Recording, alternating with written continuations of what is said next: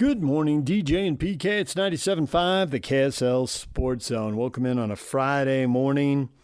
The Spurs did it. They win Game 6 at home, break it open with a big third quarter. Wembanyama had a much stronger game. They'd been out-rebounded in Game 5. They won the rebound battle in Game 6. Everything turned as they went back home. And so now it comes down to one game, winner take all, Game 7. I have to say, the Thunder were here last year a couple times and they pulled it off. They trailed early in the series. They won Game 5 to go up 3-2. That happened in Denver and Indiana in the final. With Denver, they went there and lost Game 6, came back home, won Game 7. Indiana, they lost Game 6 on the road. They came back home, they won Game 7. So again, the series has come down to a Game 7. Are the Thunder going to keep winning Game 7s? Are they going to get their guys back? Also, shorthanded. They don't have Jalen Williams. A.J. Mitchell is out also. So, clearly that's a factor. Now, there were other issues. They did not shoot the three well, only 25%. And really, Wallace and McCain were the only two guys who really shot it well. They were 5 of 7. Everybody else was a combined 5 of 33. Shai Gilgeous-Alexander missed 5 3-pointers. Lou Dortz was 1 for 9. He just kept launching. He was 2 for 11 shooting the ball. So will they shoot it better at home? The role players off the bench, Williams was 1 for 4 from 3. Isaiah Joe was 1 for 4.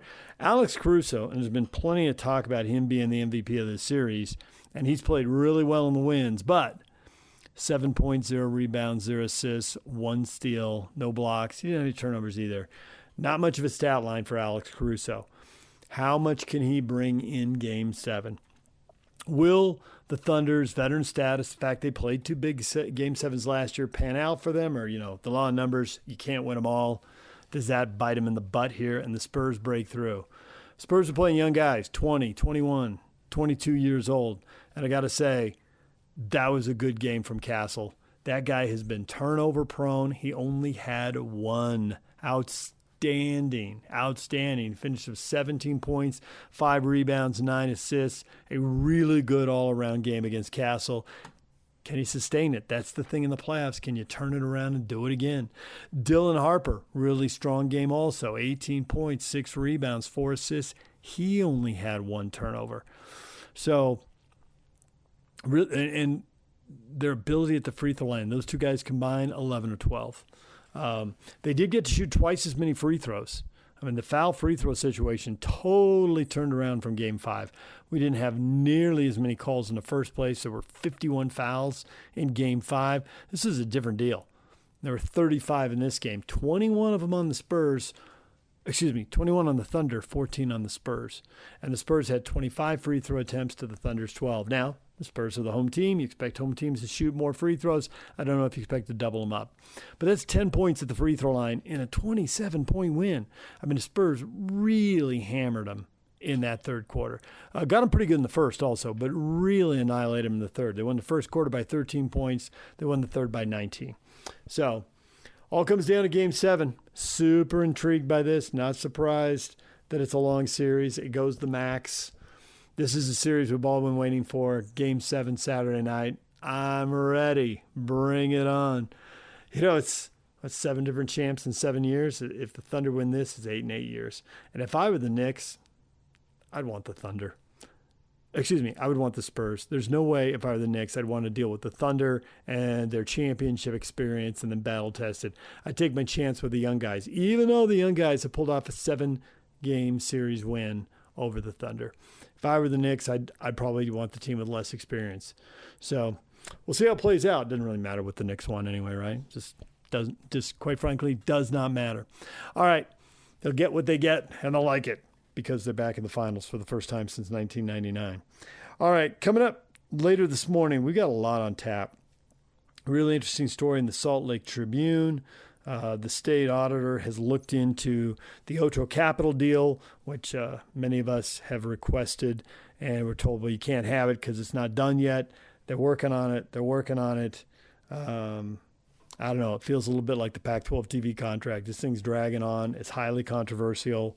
Can't really evaluate it when you can't see it. Could be genius. Could be a disaster. The thing I get is how are they going to get their money back? I mean, football isn't maxed out. You always make a little bit more money, but it's close to maxed out. If it were a business, I'd have to say Utah football is fairly mature. The stadium's been expanded. They've added luxury suites and luxury, not just the suites, but kind of the group setting too. You know, have something for every wallet. Not every business needs 12 or 16 seats. Some only need 4. I don't know how much more upside there is. Now, there is upside in basketball. If they could get basketball going, if they could put some luxury suite seating, some premium seating in the Huntsman Center, I can see where there's huge upside there. And if that's where the money is going, but the auditor is saying that the money is going to, you know, just the annual cost of doing business, that seems pretty risky to me. That seems pretty dicey. We'll get into it later this morning with the Salt Lake Tribune reporter who wrote the story. And coming up later, we'll talk with Jason Batacao. And good story by Jason. Really good story by him.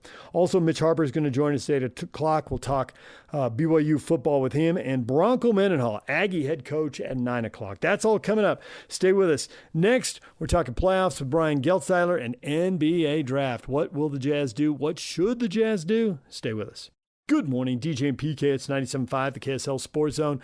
Brian Geltzeiler, one of our favorites, joining us yesterday. And when we got talking playoffs, he predicted, obviously it was before the game, but he predicted Spurs win Game 6. He thinks the Spurs are going to win Game 7, too, talking with one of his radio partners, Sam Mitchell. So we'll get to that coming up. Brian Geltzeiler, although we start with him on the NBA draft. Here's Brian Geltzeiler with PK and I. Brian, good morning. Good morning. It all makes me melancholy, guys. Like longing for the days where you could put your kid on your lap and let him steer the car without getting pulled over and arrested for endangering a minor. Oh, man. What happened to those days? Where'd they go, right? I know. So Dad wanted to put me on a lap. Dad did that with me. Mom's yelling, it's not safe. And plus, if I had done that with my kid, I would have done 5 to 10. And if you were like mine, both parents with the windows up smoking. There you go, right? Have some secondhand smoke, kid.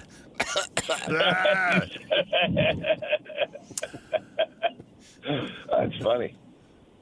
What's doing, boys? There are multiple stories going here in Utah. Let's start with the Jazz and the number 2 pick in the draft. What would you do if you were running the Jazz, and what do you think the Jazz will do? And if you want to start with what the Wizards are going to do, then maybe you need to start there. But unpack it for us. What are you expecting? And we'll give you a little bit of a pass, knowing full well there could be new info in the next couple of weeks and all this could change. But what are you thinking now?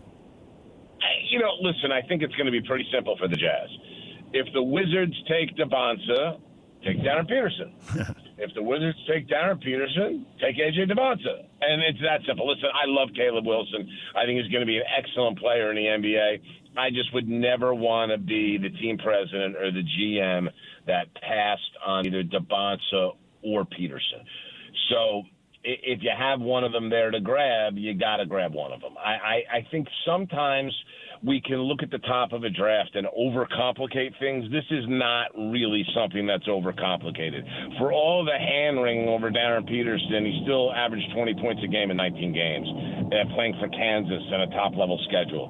And even with the cramping issues and some of it being his agent, kind of forgetting the fact that Kansas paid him a lot of money to be there and worry about your NBA career, even with all of those things, once he signs an NBA contract and hits the NBA, the kid has been acting like a pro and handling himself like a pro from early stages of high school. So I wouldn't be terribly worried about him. And I think for the Jazz, this is a simple decision. Whatever the Wizards do, take the other guy. a couple things there that, they can have an opportunity to trade. But to me, there's four guys at the Jazz right now that I wouldn't consider trading. It's the two big guys, Markkanen Jackson, Keontae George, and Ace Bailey. Do you view them as something that the Jazz, if they really, really wanted DeBonsa, because if they really want him, they can get him. But I don't want him at the price of having to move any of those four. I would agree with that. Listen, I would tell you this. If somebody made you a Godfather deal for Markkanen at that salary, you'd have to listen to it. The problem is no one's making you a Godfather deal for Markkanen at that salary. Those salaries in excess of $50 million, and we've talked about that, guys, are hard to move no matter how good the player is. And listen, one of the reasons the Jazz got Jaren Jackson Jr. for what I think was a discounted price for the player that he is because of how hard those higher salaries are to move. So, would I give Ace Bailey to move up from 2 to 1? The answer is absolutely not. I mean, Keontae George, would I consider it? Maybe, but I don't think the Wizards are doing that. So I just listen. If I'm the Wizards, I'm not trading out of this number 1 pick. This is a draft where the Wizards spent a whole lot of time. The Jazz too, by the way. The Pacers. We can keep going with all the teams. They spent months doing everything they could to be bad to get this pick. The Wizards got it. Where are you trading it? What are you doing with it? I mean, again, you can get a Godfather offer to go from 1 to 2 and look at it, but I don't know on any planet if that makes sense for the Jazz. Both of these teams are likely to get players that are going to be transcendent types of players for their organizations. Lean into your luck. Take the guy that's available for you to take there. And again, I say this, guys, I love Caleb Wilson. I would take him ahead of Cam Boozer. I know there's some consideration for Cam Boozer at the Jazz too that I've heard, and I love Cam Boozer. I think he's going to be a very good NBA player.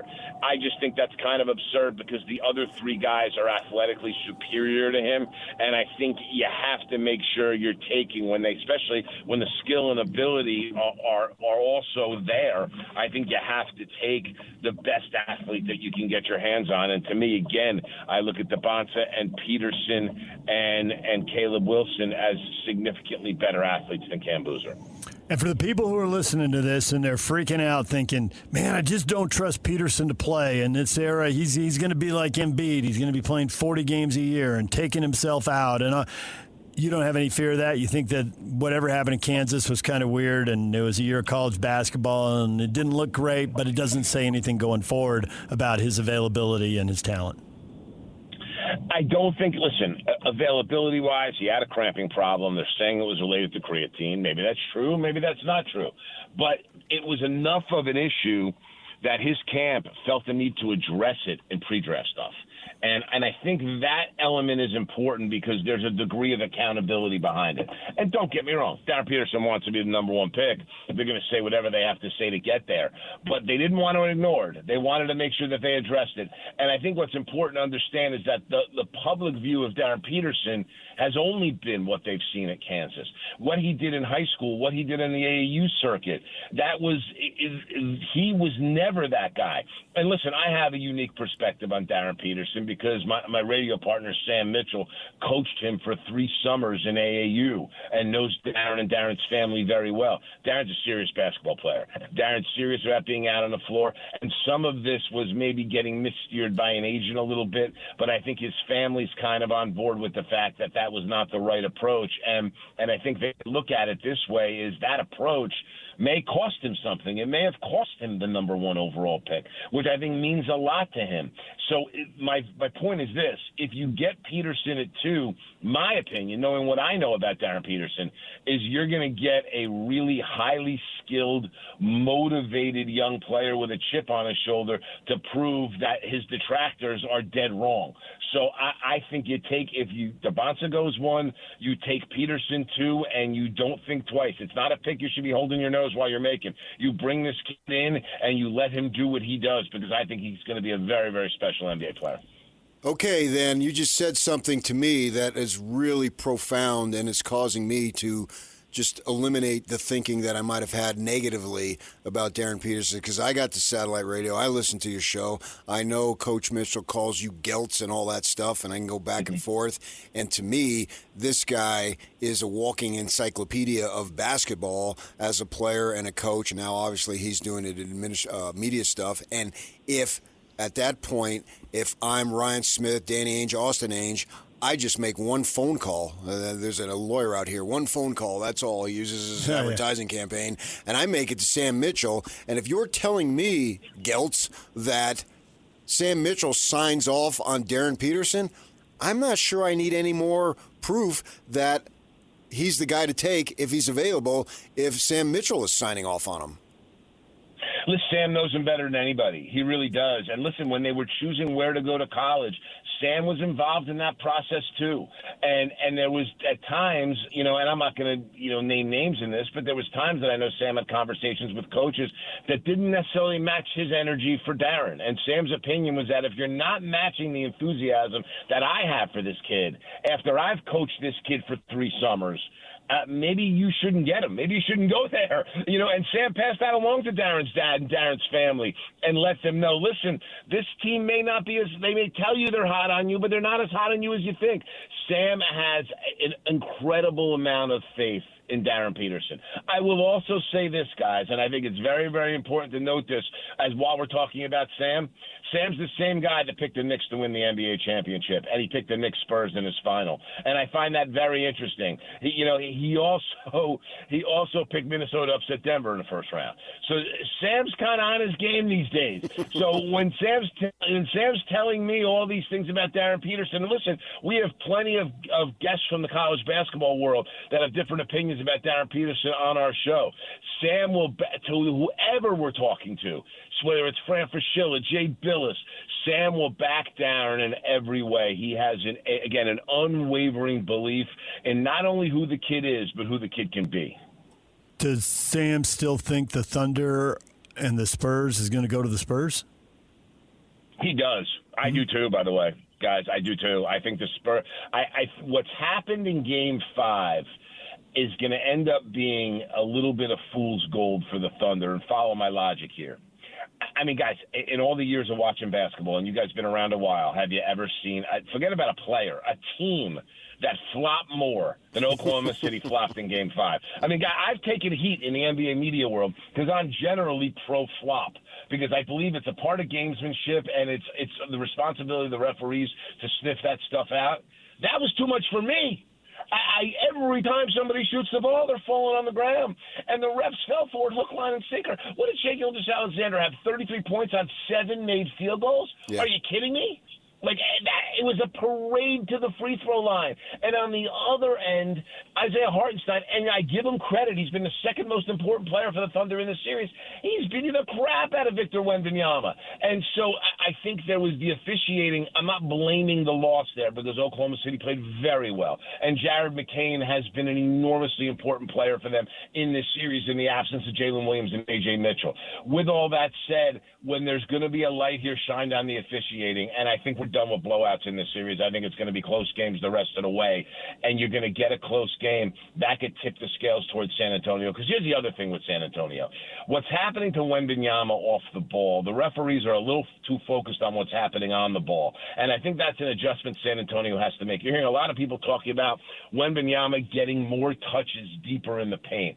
I actually think where he gets the touches aren't even as important. He just has to have the ball, and part of that, and I would use him in inverted pick and rolls as an initiator on the wing on offense, put it in his hands and let a smaller guy, I mean, everybody's a smaller guy when it comes to Wembanyama, but let a guard screen for him and let him work that way and make Hartenstein guard him in space a little bit. What's going to happen? The physicality of Hartenstein is going to be noticed by the officials more. And here's the thing. It's so important for San Antonio. If they can get Isaiah Hartenstein in foul trouble and get him off the floor, Wembanyama then becomes unguardable for OKC. So I think you have a lot of light shined on how Game 5 was officiated, and I think as you go into Game 6, that's a massive, massive advantage for the San Antonio Spurs, because the even, listen, there's a missed goaltend, and then the next play, the ball goes out of Chet Holmgren's foot. The referee ignores Mitch Johnson, who certainly made the challenge signal in enough time, and maybe we have to have NBA coaches throwing red flags like we have NFL coaches, because the fact is you got to be able to go back and look at it on video and stop that game and say that man asked for a challenge before play started. And so that was another big problem. But again, all these officiating issues that have had a massive light shined on them and a spotlight put on them here in the off day, those are going to play a role. The officials in tonight's game are not going to want to get trashed like Tony Brothers' crew got trashed after what happened in Game 5. And I think that's going to be massive, massive for the San Antonio Spurs and more involvement for Victor Wembanyama. The other thing is this for the Spurs. the guards have to be more patient. De'Aaron Fox especially. De'Aaron Fox has played very poorly in this series, and there's a direct correlation to Wembanyama's lack of touches and De'Aaron Fox being on the floor. He's going to have to play through Wembanyama a heck of a lot more. And the other thing is Casso's got to be more patient. If you don't get it to Wembanyama on the first look, you got to go back for a second and a third and a fourth and a possession. You can't just default to threes off the dribble. So that San Antonio's got some changes to make, but if you hear everything I'm saying, it's all pretty simple for them outside of the officiating. On the defensive end of the floor, listen, go back to your Game 4 formula. Let Shea get his. If you have to switch everything and Shea gets his, fine, let him get his. But you can't have Alex Caruso getting 20 and Jared McCain getting 21. Those guys have to be guarded much better, and San Antonio's deep enough on the defensive end of the floor that those guys shouldn't be hard to shut down. I'm excited that the Knicks are in the finals. I'm going to tell you a little story. I'm going to go back in the memory bank. 1973. I'm living in Parsippany, New Jersey. I'm best buddies with the mayor's son. The mayor was a guy named Henry Luther. His son, Michael, who later became mayor of Parsippany. Henry has, well, I was his best friend. So Mayor Luther has tickets to the Knicks and the Lakers in the NBA Finals, and they invite me. And my father, who grew up in East Orange and loved basketball, was just as jealous as could possibly be because they didn't have an extra ticket for him. And his dorky son gets to go to the Garden. And I remember sitting there in 1973 and looking at, you're telling me that's Walt Frazier right there, that's Jerry West right there, Willis Reed is over here, and Wilt Chamberlain's over there. I was in heaven. And I remember the area, the New York, New Jersey, all that, and even into Connecticut, although I don't consider Connecticut much, but that's just me. The point is that, man, the town, the city, the area, the region was just electric, and I remember it to this day, and I can only imagine what it's going to be now with the Knicks being there. Tell us how it is as far as the whole area, the region, with the Knicks in the finals this year. Here's what I'm going to say about the New York metropolitan area, okay? What you have, PK, here is a situation where when the Knicks are great like this, not good, great like this, the Knicks are the biggest thing there is. Bigger than the Giants, bigger than the Rangers, bigger than the Yankees.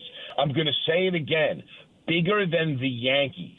It's the biggest thing going in this area. And so much of it with the Knicks is based upon the kind of nostalgia that you just talked about. Now, listen, my father was a Hall of Fame college basketball player at New York Rutgers from 1945 to 1950. When my father, he was also a college basketball snob, which made him not a big NBA fan. And he ended up being an enormous New York Rangers fan and a season ticket holder for many years. As I grew up, I had the basketball thing in my blood, and I loved the NBA from a young age. And listen, I checked my Knick fandom at the door years ago when I started covering the league because I just felt that was a necessary discipline for me to be as objective as possible. Yeah, right. But, listen, my father was a Knick fan because I was a Knick fan as a kid. I have a son that's a big Knick fan. But I can remember sitting there, and I had a scorebook where I would sit and write the Knicks starting five, the other team's starting five, and I would literally keep the book sitting in front of the TV with my father. And I can remember the starting lineup, Tom McMillan, Jim McMillan, Bob McAdoo, Ray Williams, Michael Ray Richardson. Those were the teams that I sat and followed as a kid and shared that with my old man. Now, my old man's been gone for, it's almost 9 years now. But I can only imagine his appreciation of what this would have been and how much he would enjoy this kind of team. Because here's what I'm going to say about the New York Knicks. It's not only what they're achieving and what they're accomplishing, it's how they're doing it. This is, and I'm careful when I make these comparisons, but this is a lot like the 70 team and the 73 team in the terms of the fact, the sweet spot of where unselfishness meets discipline. When the Knicks are so unselfish, they don't care who scores whatever baskets. It doesn't matter to them right now. This is truly that the sum of the parts is greater than the whole type of thing. They're doing it all together. But it's also a discipline where when they find a weakness in you, they are going to continue to pick and gnaw at that weakness until it just broke you, until you bleed out. That's how they and that's discipline. That's a team that understands we got to keep going to something until they stop it, and they don't get away from it. And it's really it's a tribute to Mike Brown and his coaching staff, and they've done a super job of kind of growing with this group, understanding what's been needed. I give Chris Gent a ton of credit as one of his lead assistants. Rick Brunson has done a great job in assisting his son to adjust on the fly, and Jalen's become a better player for it. Listen, everybody forgets about Jalen Brunson, guys. He made his bones as an off-ball player in this league, playing next to Luka Doncic. He's an excellent off-ball player, and outside of Steph Curry, moves off the ball better than any guard in the NBA. Taking him off the ball more. Look how little he brings the ball up for the Knicks. Running the offense through Towns, who promised Chris Gent and Mike Brown that everybody would see the ball if you run it through me, and everybody is seeing the ball. But Rick Brunson's gotten his son to buy into not having the ball in his hands as much. And when you're an alpha like Jalen Brunson, and that's how you think, that's a hard adjustment. He's made it almost seamlessly. So the Knicks have everything together right now, and I will tell you this, as great as these two West teams are that we're seeing compete in this Western Conference Final have been, it would be very naive to believe that the Knicks right now, with rest, momentum, chemistry, and depth, that do not sleep on these Knicks in the finals, especially when you're going to get a compromised version of either OKC or San Antonio in the final because of injuries, because of guys being beaten up, because of what this series takes out of both teams. The Knicks are a very, very viable championship contender right now with a very good chance to go and beat one of these teams in an NBA final. I think their secret superpower is that Brunson didn't go out and leverage $50 million the way so many stars do. He's on $35 million. That depth you talk about, $15 million gets you Josh Harder, I don't know, a collection of guys. I don't know which guys they'd be missing if he went out, but there's only one. There's Bridges. Yeah, you're right. Bridges. Good point. There's 3 teams left in the playoffs, and Cat is the only player making over $40 million, and that I think has been a factor in building out these teams. No doubt about it. Listen, let's talk about Karl Anthony Towns for a minute, because Jalen Brunson gets all the glory as the leader. Without Towns' individual sacrifice, and we can go through it. Okay, Karl Towns doesn't shoot the ball a lot for a guy that's one of the best shooting big men in the NBA. Okay, he's averaged 6 assists a game in the playoffs. He has been the best defensive rebounder on any team in the playoffs. That includes Victor Wembanyama. He was the second best defensive rebounder this season in the NBA behind Nikola Jokic. And his defense has gone from being poor to literally being very good. When they funnel things to the paint, Towns has become an excellent paint defender. He has changed his game to fit what this team has needed, and his buy-in has been more meaningful than anybody's. Here's another thing that I think is really, really important, and you see people question this, and this happen all the time. Mikal Bridges was terrible in Games 2 and Games 3 of the Atlanta series, to a point that a big narrative in New York is, do you not start Bridges and put Landry Shamet or Miles McBride in the starting lineup? Mike Brown wouldn't even think of it. He put Bridges right back in the starting lineup with the thought, if Bridges can't get it going and is struggling and is not in a great place mentally, I can always go to somebody else. But not starting the guy means that I lose the guy. Think about what would have happened with Bridges and where he would have been, because he is a little fragile mentally and emotionally, if they had not started him and decided to abandon that. Mike Brown's faith in him when he was playing at his worst has actually gotten him in a very fast trajectory to be playing at his best. And that's the kind of thing when you have faith in your guys. And listen, we saw Kenny Atkinson ran away from Dean Wade in Game 4 of the Knicks series, and I don't necessarily blame him, but, you know, when you start to kind of dump guys and lose faith in guys, they lose faith in themselves. Mike Brown stood by Bridges, by the way, in the same way that Tom Thibodeau did when he had struggles the year before. It's just become commonplace with the Knicks culture. Here's one other thing, and I know that it's been convenient for some Knicks fans to say, hey, this would not have happened if Tibbs were here. I don't necessarily believe that, and I do think the one guy that is not getting enough credit for the Knicks being where they are is the guy that brought them to this point up till this year, which is Tom Thibodeau, who a culture that the Knicks have as second nature right now in terms of how they guard and how they play for one another. That's something that Tom Thibodeau instilled in this roster, this organization, and this franchise over the 5 years that he was there. Geltz, we got to leave it right there. Thanks for your time. As always, we love talking basketball, talking draft, and talking playoffs with you. Always my pleasure, guys. Let's do it again soon. You guys take care. All right, there is Brian Geltzeiler. We will take a break. When we come back, Scott Springer writes for the paper in Cincinnati, the Enquirer, and covers the Cincinnati Bearcats. We'll talk football with him next. Stay with us. Good morning, DJ and PK. It's 97.5, the KSL Sports Zone. Scott Springer covers the Cincinnati Bearcats, and we spoke with him yesterday as he was cruising through the Florida Keys, giving us a lowdown on Cincinnati football team that, quite frankly, looks ticketed for the middle of the Big 12. But we've been surprised by other teams in other years. Maybe it'll be different, but I think that's the expectation now. Here is Scott Springer with PK and I on the Zone. Scott, good morning. Howdy, I'm in the Florida Keys on special assignment, but nice. Happy to talk football. Yeah, 100 days from today, I think, is kickoff. You win. Let's talk about the Florida Keys. Who cares about Bearcat football? I'm way more interested in the Florida Keys. Which key you in? Where you are right now?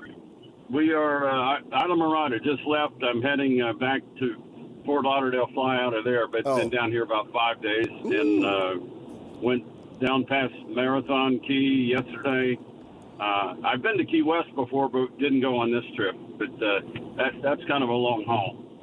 Yeah, it is. I grew up in San Diego, and growing up near the beach was great. It was a 30-minute drive. But now that I've seen other water, it's like very disappointing water off San Diego. It's cold and murky, warm and clear. Yeah. Let's try that. No, this weather's been every day 85 and low of 80 with a sea breeze, and you can't beat it. So, and I love San Diego too. That's a little cooler than what this has been. But back home when I left, it was 60 and spitting rain and ugly, and so I'll take it. Yeah. Curious about the state of the Cincinnati program. Did they take a big hit because they lost the coach, or did they take a big hit because everything went to the world of NIL and transfer, and when you're in the shadow of the Bengals and Ohio State, you're probably not going to have as much money. The big money is going to flock to those two. What has really hampered Cincinnati the last couple of years? Well, it's a lot better league than the league they were in, the American. And, with Luke Fickell and that bunch, when they made it to the college football playoff, they were in the American. Well, you're playing, East Carolina and Tulsa, and not that those teams are bad at all. That you can get some really good players there, but it's not the same as, day in, day out playing Big 12 football. And then your other point, you said, you're in Cincinnati is a pro town. Houston has that to an extent.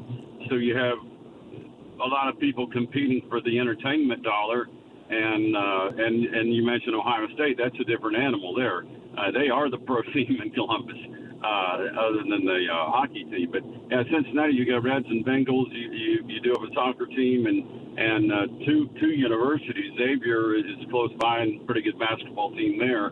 And so a lot of things going on. Like even with baseball, the baseball team is pretty decent. They're in the NCAA tournament, and they play in Starkville tomorrow.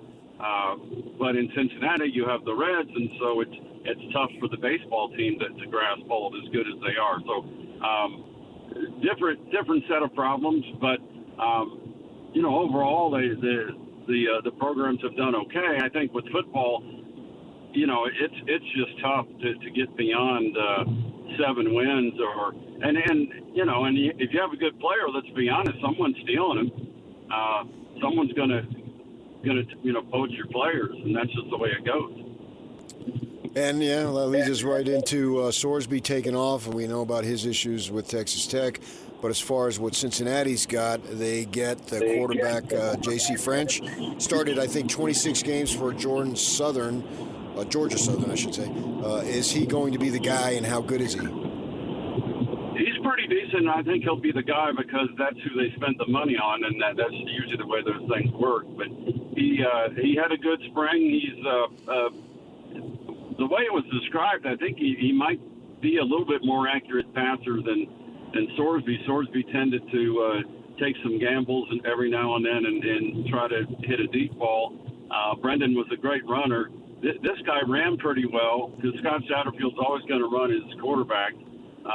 Not the same size. Sorsby's a big dude, like 6'3", 235, and French is maybe 6'1", couple hundred. But, Drew Brees was about that size. I think he had a decent career. There's a lot of quarterbacks that aren't necessarily big. So, nice kid, seems well-rounded. And then behind him is Samaj Jones, a guy that played some in the bowl game in Memphis, and he runs very, very well. Actually has a great arm. It's just he has to control it a little bit. But, I mean, as far as putting a pass somewhere quickly, he's very good at that. So, but, yeah, you have a lot of different people on the offense. That you have some returning offensive linemen, which is the good news. Not as many as they did last year, but 3 starters back and 2 guys that played quite a bit. And the way they like to run the ball, that's going to help them out. So I think offensively they made some improvements, but, you know, we're in this era where every year you got to figure out who's on your team, and about halfway through the year you might find a favorite, and then you got to figure out a way to keep them. We see a lot of times that the best players get held out of spring games or final spring scrimmages, as they tend to do these days. And so sometimes the guys who star in that aren't really the stars. They're the people that are willing to risk getting hurt. J.V. Gibson had 3 touchdowns in that final scrimmage. Is he the guy, or were they holding the guy out? Yeah. They didn't really hold any receivers out. They had a couple defensive linemen that didn't play. More on the defensive side, guys that didn't play.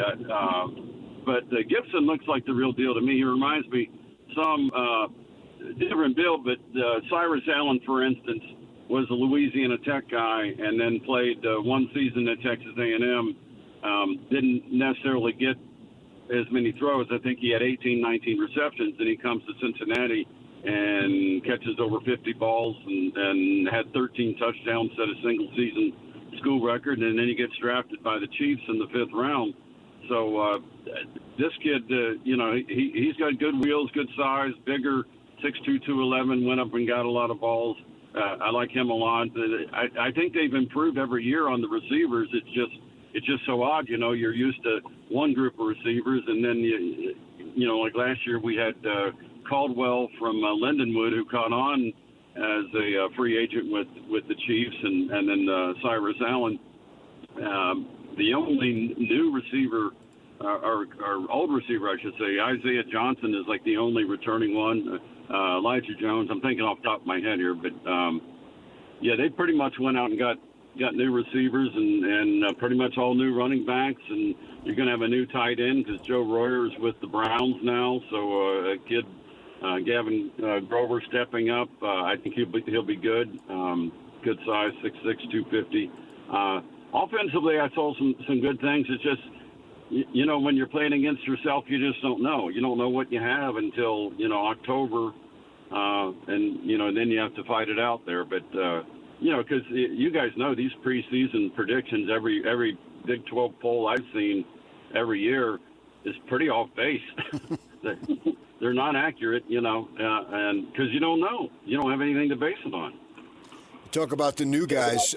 Let's go into the coaching. Scott Satterfield did not retain or parted ways with both coordinators. Explain what was going on there and what you expect out of the new folk. Nate Woody is a guy who has coached with him and is the defensive coordinator now. Tyson Veit ran 3-3-5, 3-man front, trying to do kind of what Iowa State had done because that was his background. Just didn't work. You know, the Big 12 offenses were too sophisticated, and if you're only rushing 3, it's, you know, they can piece you apart. And he, really nice guy. He turned around and got a job at Penn State with Matt Campbell, who he had coached with before. So he's a linebackers coach now. But Nate Woody was some guy that was at Army, and then he had coached with Satterfield at a couple other places. And I think they're going to be a little more aggressive, rushing the passer, causing havoc, which is the key word that they want to throw out there. And they got some bigger defensive backs. You know, you do need size on, you know, 6'3" guys now. You got a 5'8" guy covering a 6'3" receiver. You're probably losing that battle. And so they've got some size there in the portal, a couple guys. And yeah, I think defensively, they did lose Jake Golday, because he was one of the guys that they picked out of nowhere out of Central Arkansas, and he came and was pretty good. And that's the one thing I can say about Cincinnati and the personnel staff is they have done a great job of finding guys, diamonds in the rough that nobody knew anything about, and they turned out to be good players. So they've had a lot of good luck in taking guys that maybe weren't necessarily the 4 or 5 stars, and those kids have had decent careers.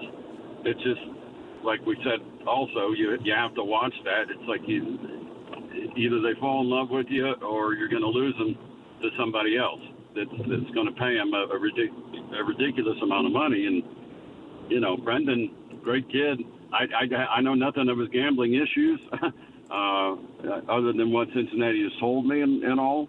But $5 million, you know, you give a 21-year-old kid $5 million, that's just scary, and I don't care who it is. $5 million to me at 21, hard to say where I'd be, what country I'd be in, or anything. Would you be alive? Maybe I'd be down here in the Keys hanging out. Yeah, right. You hear those coaching moves for coaches in the 4th year, and it could be desperation. It could be something tactically really smart. Just on the surface, it looks like the program's headed up from 3 wins to 5 wins to 7 wins. In conference, it's 1 win to 3 win to 5 wins, bowl eligible the 3rd year. It looks like the progress is tangible and the arrow is up. Is that what it looks like when you're closer to it? And how much patience is there with Satterfield? I think they have exactly what you said. I think they looked at it that way. Because if you looked at it just from November, you're going, oh, no, this is not working. Because they've not, 1 win in November. That was 2 years ago. And 23 was the last win in November at Houston. But, the previous year, you're 5-2, just knock off Arizona, who turned out to be pretty good. And then you don't win. And then this past year, 7-1, coming into Salt Lake City, and big game there, and that's tough for anyone. But they couldn't get it back after that. They had Arizona, and then BYU. The back end of the schedule was really tough. TCU in Fort Worth. None of those are picnics. It's just the way it worked out. You lost them all, and I'm sure that was a factor in what Brendan Sorsby did, other than the $5 million. But what I've told people too, and don't get me wrong on Brendan, really like him. I hope something good happens to him out of all this stuff. But I've told people, I said, hey, you know what? He's won just as many games in November as you and I did, and that's 0. Because he, good quarterback, no wins in November. Some of that has to fall on him, right? Yeah, I understand that. Yeah, makes sense. We'll see if the new guy makes a difference there. He's got a lot of experience, so I guess that they just go, and it's the way of the world. You lose one, and you go get another from somebody else. And Georgia Southern, I don't know what they did. They probably got somebody else from some other place, and then we lace them up and kick them off in the fall. Right. It's just dominoes, the food chain, and that's kind of the way it is. And you're lucky if you have the same guy back. You're doing all right. So, they got two seasons out of Sorsby. I know basketball-wise, if you get a kid, I think we had recently a kid that went, Day Thomas was there 3 years, which is an eternity anymore. But, yeah, I don't get it. I know I'm old and cranky and all that, but, you bring a guy in and you give him a plaque after 5 months, and then he's off to somewhere else. But the games, the people still watch. That's the bottom line. I know, yeah, people will that's watch so true. on TV. Yeah. You're going to watch them. People complain about the bowl games, and the bowl games still get watched. And here's where the NCAA is a bit hypocritical. And I'm no gambler. I do not gamble. I've been to Vegas 3 times, haven't laid one bet down because I have no idea what I'm doing. And but why do people watch these bowl games? Because they get bet on, and that's why the ratings are huge. And then if you're going to take, gambling money and have a relationship with them, then I'm not defending Brendan Sorsby, because you can't bet on your own team, and that makes no sense. But I don't know. From what I know, with these gambling apps, I can tell you, kids have them. High school kids have them. Now, there's probably little things that says, are you 21? You hit yes or whatever. But they're a thing, and you can do a lot. And I don't do it myself, but they better be keeping an eye on all that stuff. That's just not good. Is Cincinnati going to be better at the line of scrimmage? I see 13 against the run. And when you talk about it's hard to get past 7 wins, it's hard to get past 7 wins if anybody who's good at running can run all over you. And when you're 13th in the league, giving up almost 180 yards a game, it seems like you're kind of doomed there. Yeah. Well, I think that some of that also was, you again, rushing with a 3-man front.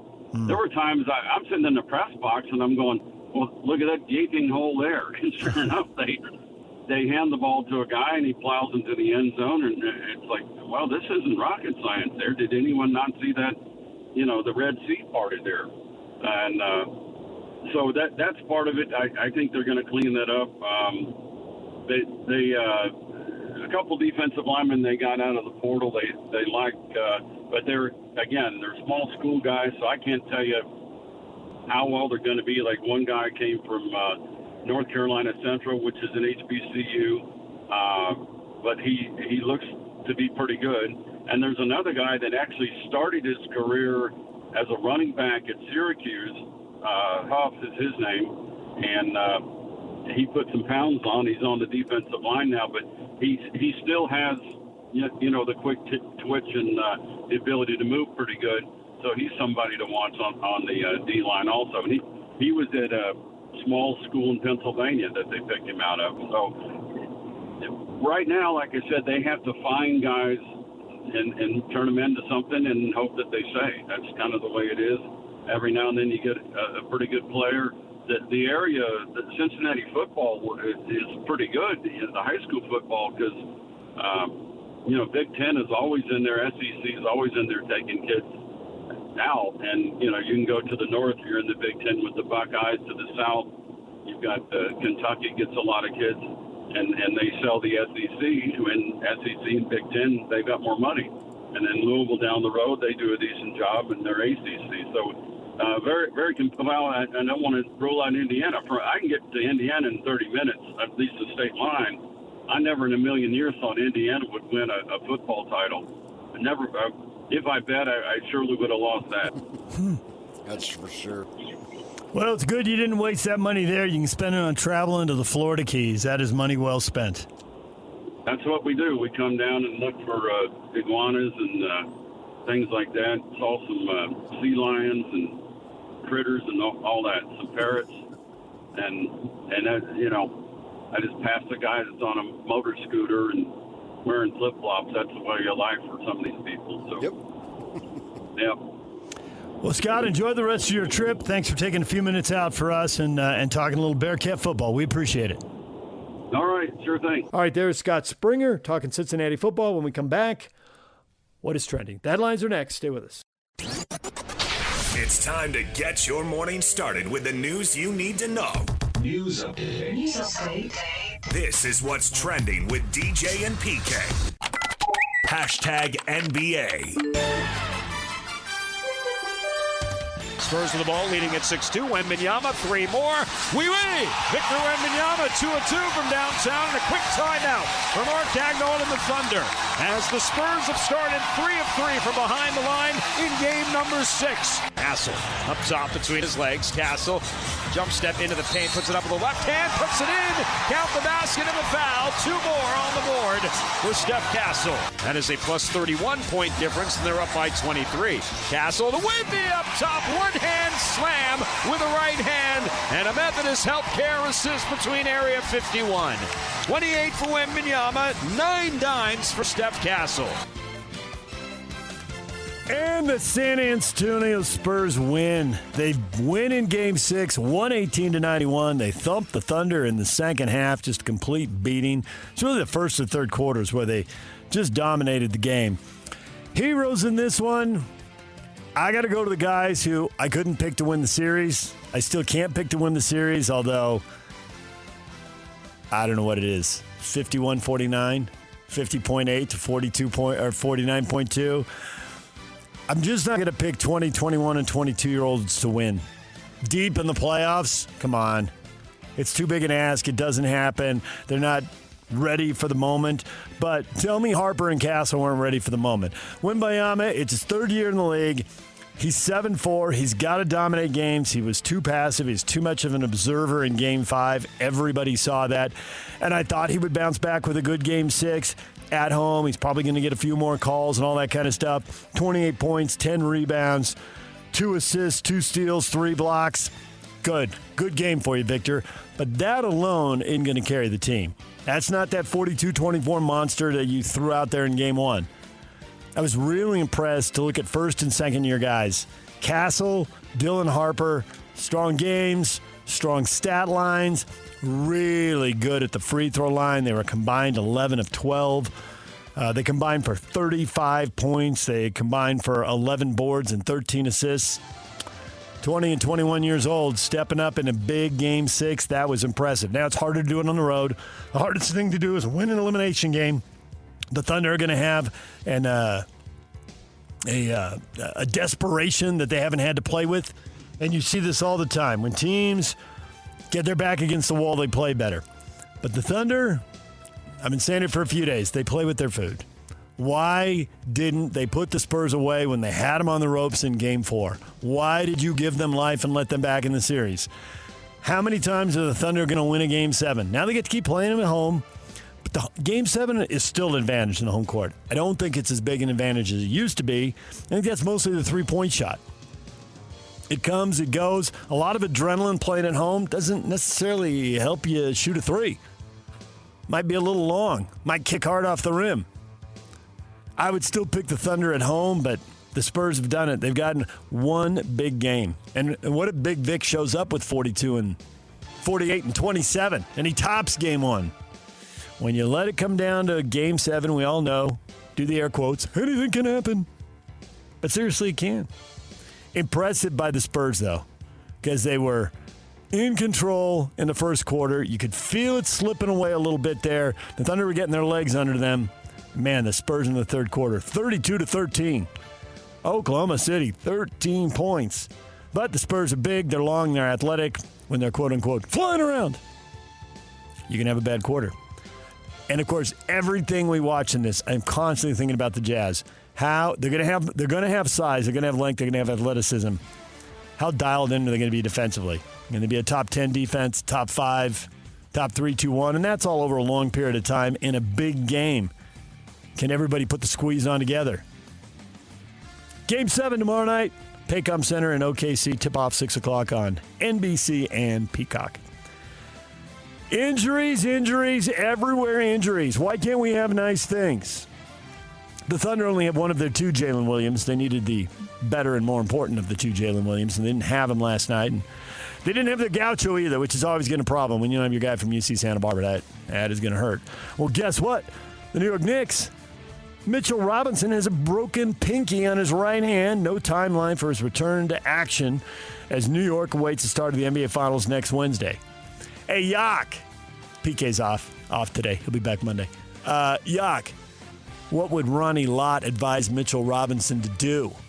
Cut it off. Cut it off playing Game 1. Now, I think Let's go. I think football and basketball. That was just the tip of the finger. I know, but come on, Ronnie. Don't bring that in here, Ronnie. I'm just now saying, we're talking about the whole pinky. We're talking about a whole pinky, and it's basketball versus football. What's that got to do with it? Are you saying those basketball guys aren't tough? Well, that they would flop? Oh, wait, never mind. It's kind of his shooting hand as well. The ball better not come off your pinky. My shot was messed up, and came off my pinky, and it had a weird side spin. And as my coach told me, the hoop's 18 inches big for everybody else. It's about 15 and a half inches for you. You got to drop that thing right in the middle with that weird side spin.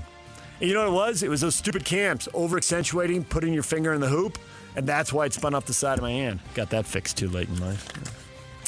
But those are my problems. NBA Board of Governors vote 29-1 to change the league's draft lottery format beginning with the 2027 draft. The new format expands the lottery from 14 to 16 teams, including the 8 seed in each conference's playoff picture, and adds anti-tanking measures where the bottom 3 teams are dealt lesser chances for the number 1 pick, while flattening odds for teams that do not qualify for the playoffs or the play-in tournament. Memphis was the lone team to vote against the proposal, connected to the fact that the Jazz, as the rules stipulate, the Jazz pick in 2027, which Memphis owns, cannot be a top 5 pick. I don't understand that at all. Why, once it's not the Jazz pick anymore, why can't someone else benefit from it if they haven't been in the top 5? Oh, wait, Memphis has been. Never mind. Yes, I understand. But this is...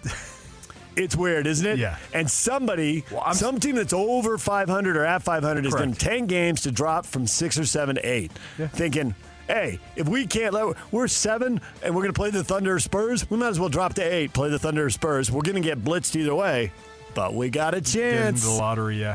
Well, and the other thing about this is I'm surprised the owners didn't go back to the drawing board and say, okay, any picks that were traded for... Our grandfather did. Correct. But and why didn't they do that? Correct. That doesn't make any sense. I will say, though, Memphis and the Jazz were both in the top 5. Yes. Which to me means Memphis has a little less of a gripe. But impacting trades that have already been made, I totally get that gripe. That's why Memphis Now, in this case, Memphis would be there 2 years in a row, so that hits a little different. But there are other teams out there that are complaining, and I totally get why they're complaining. Yeah. We all know why Memphis voted against it. Yeah. DJ and PK. Hashtag NFL. Number one, you got to have an extra bye, regardless. Like, this season's too long as it is. Like, I think 16 games was perfect. They add an extra game, for more TV stuff, which, hey, I get it. It makes everybody more money. If you're going to add an 18th game, you got to add an extra bye. The one thing that didn't really make sense to me is, so you sign a contract to play 16 games. They added the 17th game, and you don't get paid any more money. Your paycheck just gets cut an extra time. So you're making 17 paychecks instead of 16. So in my opinion, I'm just like, well, if you just bumped up, the payment a little bit for that last game instead of just cutting it again, I think guys would be more interested in that as well. But for me, it's like, you can't keep doing this because the game's hard enough as it is. I mean, if you look back to last year, the amount of players who were hurt, it was actually insane. Let's take care of the guys a little bit here. I get a lot of what George Kittle was saying. The 16-game schedule was perfect. And when they went to 17, I thought, this is so they can go play international games, and they're going to play 16 international games. All 32 teams are going to go. These teams are complaining about losing a home game. They're holding the taxpayers up for mega dollars to build these multi-billion-dollar stadiums. So now they'll have 8 home, 8 away, and 1 foreign game, which is neutral field for everybody. And now they don't have to take home games away from teams. And I thought that's where they were going with it. Clearly it's not. They're going to 18, and you're going to get 8 or 9 at home, 8 or 9 on the road, and 1 away. Okay. It is about the money. The thing on the payment, it drives the salary cap up. So that's how the money's getting redistributed there, George. So I don't think the paycheck thing really sticks. I like his point about 2 buys. I think they ought to do that. And I think one of those buys should go in front of Thursday games. It's crazy to me. They got these guys playing, and there's a lot of, not every, but a lot of bad games on Thursdays. And I attribute that largely to the short turnaround time. It doesn't make any sense to me. They sent the Niners and Rams to Australia. Why didn't they open the season 1 week early? Why not? I mean, nothing else matters. You're playing on Wednesdays. You're playing on Christmas. You're playing on Black Friday. You're playing all over the place. Send them a week early and give them recovery time. If you get recovery time, you get a better product. Give them more recovery time. And I'm also with him. 18 games. Better chance you're going to have your playoffs without the stars. How do we like the NBA playoffs when the stars don't play? I hate it. And they're legitimately hurt. I don't think anybody's ducking anything. I think these guys are hurt. I think Jalen Williams is hurt. I think that's why he's not playing. He's not doing anything wrong. He's just hurt. But you put football players in another regular season game, you're going to have more players hurt when you get to the playoffs. And don't we want to see best on best? Don't we want to see the stars? Crazy to me. But follow the money, follow the money, follow the money, follow the money, follow the money. And the NFL's going to make more money.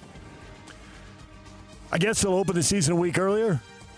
And they'll end it a week later. I think is where this is going. I think Kittle's going to get his way. I think he's going to get double buys in 18 games. I think it's going to happen. Well, and if we're going to talk about college football here in a moment, but if college football moves their season up an extra week. They have to. And they have to avoid the NFL. So, that's why they're going to do it. I don't think college wants to, but I think they have to. But then to your point, you can move the NFL season a week earlier as well.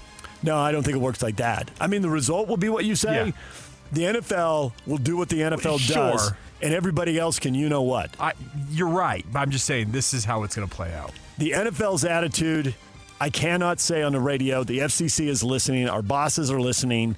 Anything I say and water it down means I'm lying, because their attitude is literally yourself. That's it. They don't care. They're here to make money. Get out of my way. We got a bunch of billionaires who are super conservative who'll talk down socialism everywhere until it's time to cut a TV deal and make sure. Relegation put me at risk? No, thank you. I bought my way into the club. I'm in the club. Leave me alone, little people. Christian McCaffrey said he's accustomed to questions about his workload after an NFL high 413 touches last year.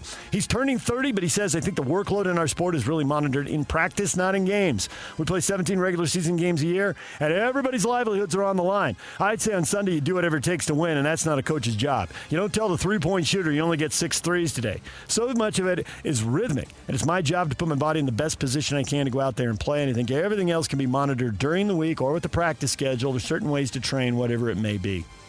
Honestly, I like the attitude from Christian McCaffrey. That would be the attitude I want my players to have. And how about multiple Niners talking to the media in the offseason? Again, the NFL, we don't really want to talk to the media. Oh, Victor Wembanyama, let's give you a warning. Why? Victor Wembanyama is very smart.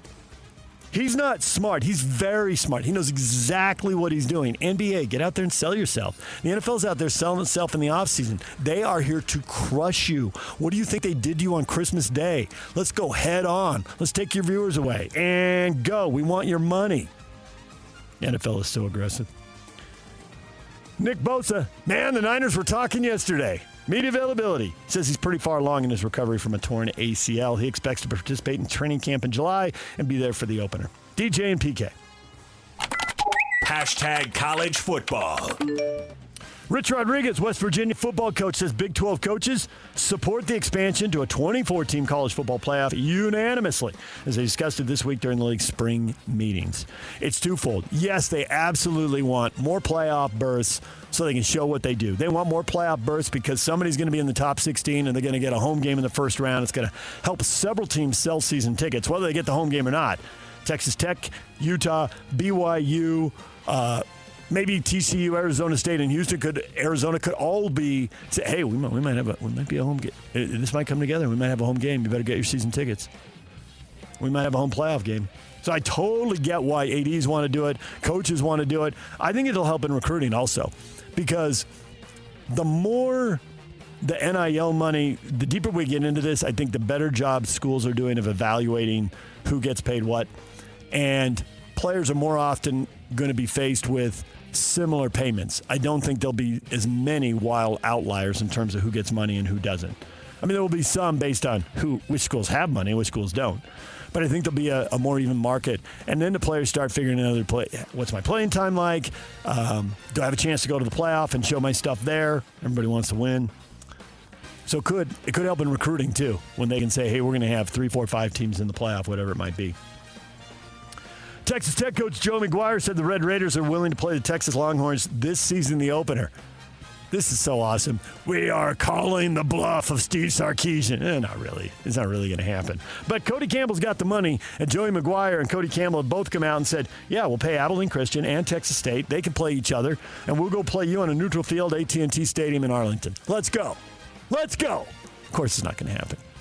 But, hey, people in Texas hey, are you all hat, no cattle? That's a great Texas expression. All hat, no cattle. Come on, let's play. Let's go. I love the showmanship. DJ and PK. Hashtag Major League Baseball. 8 consecutive games now.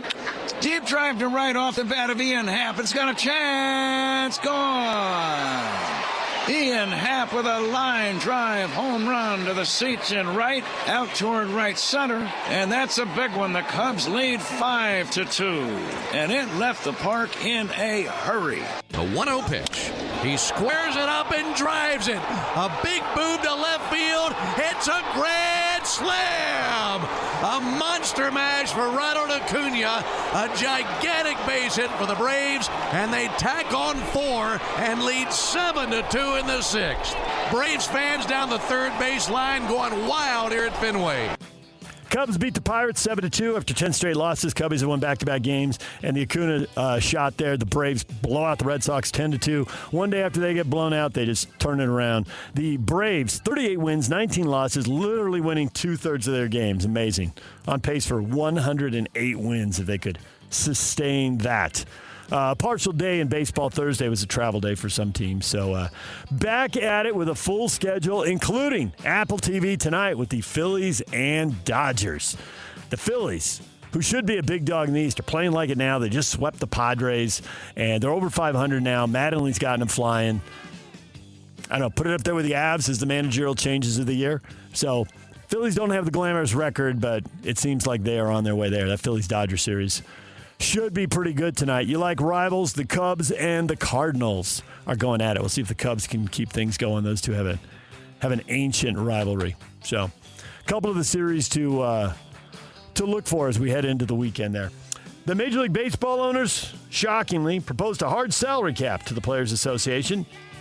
Each team would have a minimum payroll of $171 million, a cap of $245 starting in 2027.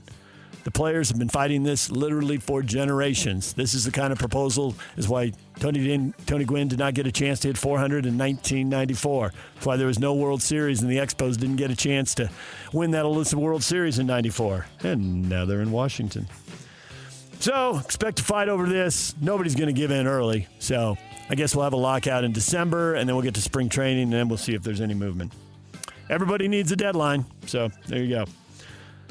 Dodgers owner came out in favor of it. Well, we need more parity. No, you don't. You're not interested in parity. You like it because A, you got to play ball with the other owners, and B, you realize you'll make much more money. We just can't spend any more money. We're up against the cap. What can we do? Bees lose to Round Rock 16-11. Game 4 in the series tonight. First pitch 6 o'clock. Tony Park's on the call on 1280 The Zone. DJ and PK. Hashtag RSL. Utah Royals, RSL's on a break. They're not playing again. Utah Royals have one more game before their World Cup break, and they are playing the Portland Thorns. The game starts at 1:30. First kick set for 2 o'clock on The Zone. Pregame at 1:30. Utah Royals unbeaten in their last 9 matches. That is a club record. They have never done this before. They have never done anything remotely close to this before. This is a massive turnaround for a team that has, in most of its history, they're basically just a punching bag. They've never been to the playoffs. And this year is completely different. Absolutely and completely different. Utah Royals have taken over the top spot. Portland is in second place. They're actually tied on 23 points, but the Royals have played one less game. So, top 2 teams square off tomorrow. Utah Royals in unprecedented territory for them. Big game at 2 o'clock here on The Zone. DJ and PK. Hashtag NHL. This feels like a formality. Carolina squeezing the life out of Montreal. Hurricanes are up 3-1. A dominant performance in Game 4. They can close the series out in Game 5 tonight. Vegas awaits. Former Vegas coach Bruce Cassidy called it upsetting that he can't interview with other clubs after Vegas management declined requests by the Oilers and Kings. It's public knowledge now, and I'd like to talk to them. I want to go to work. I'm a hockey coach. Yeah, I get it. They used to have rules like this in TV where they could block you from working for a year. Even if they fired you, if your contract was up, you couldn't change jobs. They had no compete clauses, basically like the reserve rule in baseball, but baseball got Curt Flood in the early 70s. Know your baseball history, kids. Gave up his career so all these guys can make $1 gazillion. Bryce Harper, Shohei Ohtani, and all the stars of this generation, they owe that guy. Hard to believe Vegas can do this, but that's what they're doing. You don't want him, let him go work somewhere else. What do you care? It's being vindictive. They're conference rivals because they're both division rivals, I should say, because Edmonton and LA are You both. Fired him. You think he sucks. Exactly. Let him go wreck the Kings or the Oilers. And he also had the Coaches Association speak out on this. Sidelining people who want to work, we criticize people who don't want to work. Correct. Now, somebody who wants to work is not allowed to work. Highly hypocritical. Yeah. I don't get it. If he's violating his contract and he left you, and you want to block him, okay. Sure, but if his contract is up or if you fired him, I do think they should have offsets in the contract. If you go take another job, then we don't know you anymore. I'm sure there will be. So, yeah, but some college coaches in college football don't have that. Some do, some don't. There's a lot of things that as an employer you should do to protect yourself, even as an employee, being completely biased, which I am. I can admit that. But not letting people work who want to work when you won't let them work, total BS. I think this just adds more to the whole Vegas. It's a bad look for the league, and the commissioner needs to step in. He needs to pull the owner aside and say, you need to straighten up. Bill Foley needs to get a phone call from Gary Bettman, no doubt about that. But the thing is, this adds more to the poll that Vegas is let's call it evil empire of the NHL right now. Yeah, redo the logo. Put the Darth Vader helmet on him. Yeah. And by the way, leagues need teams like this. I will say, not to go too far, and we don't have Pablo on this Friday because they're off and he's off. But when we get Pablo back on when they resume play, I've heard him talk about sentimentality in pro sports. And he has favorite players. No matter what coaches tell you, they do. And he had a favorite player who couldn't go, and I know who it was, and I don't think Pablo wants it out there. Maybe he would say it now. But he said, if you can't go, there's no room for sentimentality. You got to move on. He says the second you're sentimental, you're going to get punched right in the face. You're going to get beat. You're going to get beat again, and it's going to be your neck on the line. He says there's just no room for it. He says, I felt it at the end of my career. I totally get it. All right, that's what's trending. It's brought to you by Shamrock Plumbing. There's no job too big or too small. Get the personal touch with Shamrock Plumbing. Mitch Harper, BYU Insider for KSL Sports at 8 o'clock, our spring football tour. We will talk with him about the Cougars. 8:30. Jason, I never say Jason's last name. Batacao. Batacao. That's pretty easy. Mitch is also at the Big 12 spring meetings. We'll catch up with him on that as well. Okay, we'll talk with him about that at 8 o'clock. Jason Batacao, he's a Utah Ute writer for the Salt Lake Tribune. Curious, he's from Oklahoma. I wonder what he's thinking about Oklahoma City in a Game 7. But he wrote the story about the University of Utah and the auditor reviewing the contract that will not be released to the media despite our multiple requests because it isn't done yet. They're still working on it with Otro Capital. But the auditor thinks there could be some major problems here for the University of Utah Athletic Department long run. We'll talk with Jason about that story at 8:30. Bronco Mendenhall, Utah State football coach, at 9 o'clock. Bronco, the old dog's learning new tricks on the cutting edge of technology. We'll talk with Bronco coming up at 9 o'clock. DJ and PK, we've got the question of the day. Next, stay with us.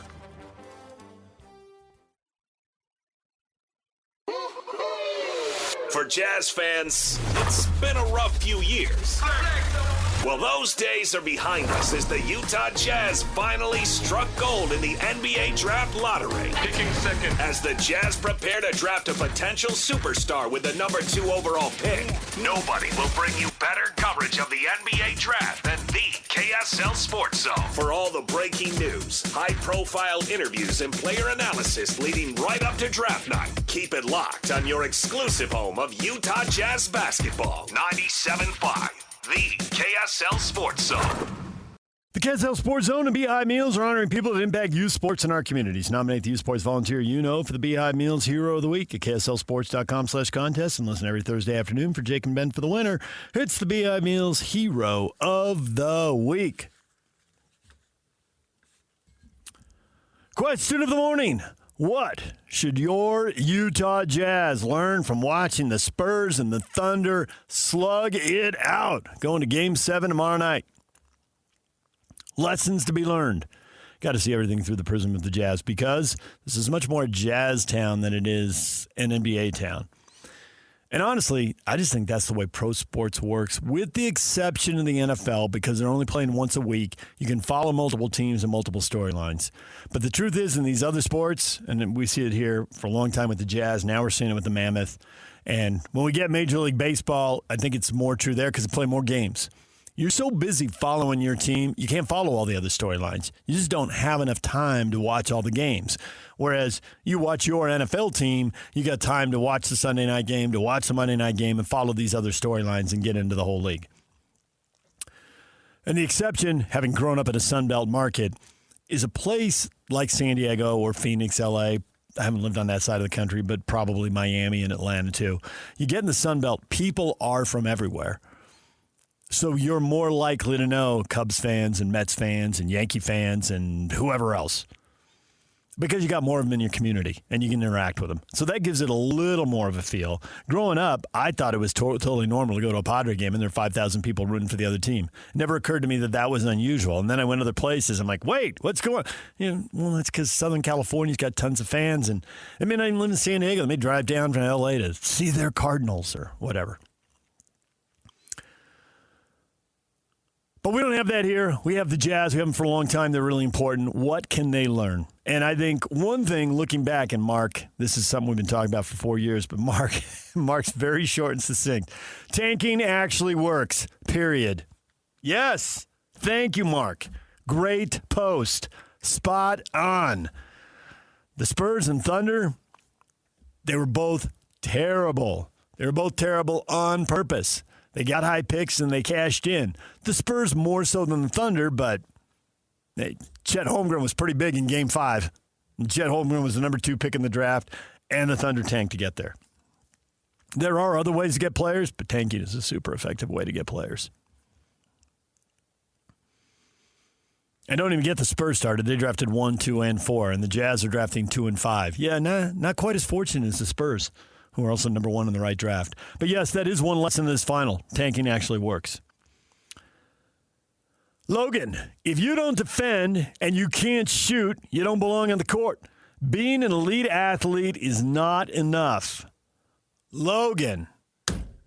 Yes. Yuck, what is this? We're getting good, smart takes right out of the gate here. People are spot on. Well, I think the biggest thing is these are Jazz fans, ostensibly, that see, I guess in their mind's eye, what the Jazz can become through the prism of those two teams we're kind of discussing here. And that's what they want the Jazz to be. I think that we've seen all the moves the Jazz have made, the 4 years of tanking, all this stuff, DJ, and now you're envisioning, okay, we're going to be able to compete with those guys. Maybe. Well, eventually. But that's the dream. I'm super curious. Oh, that is absolutely the dream.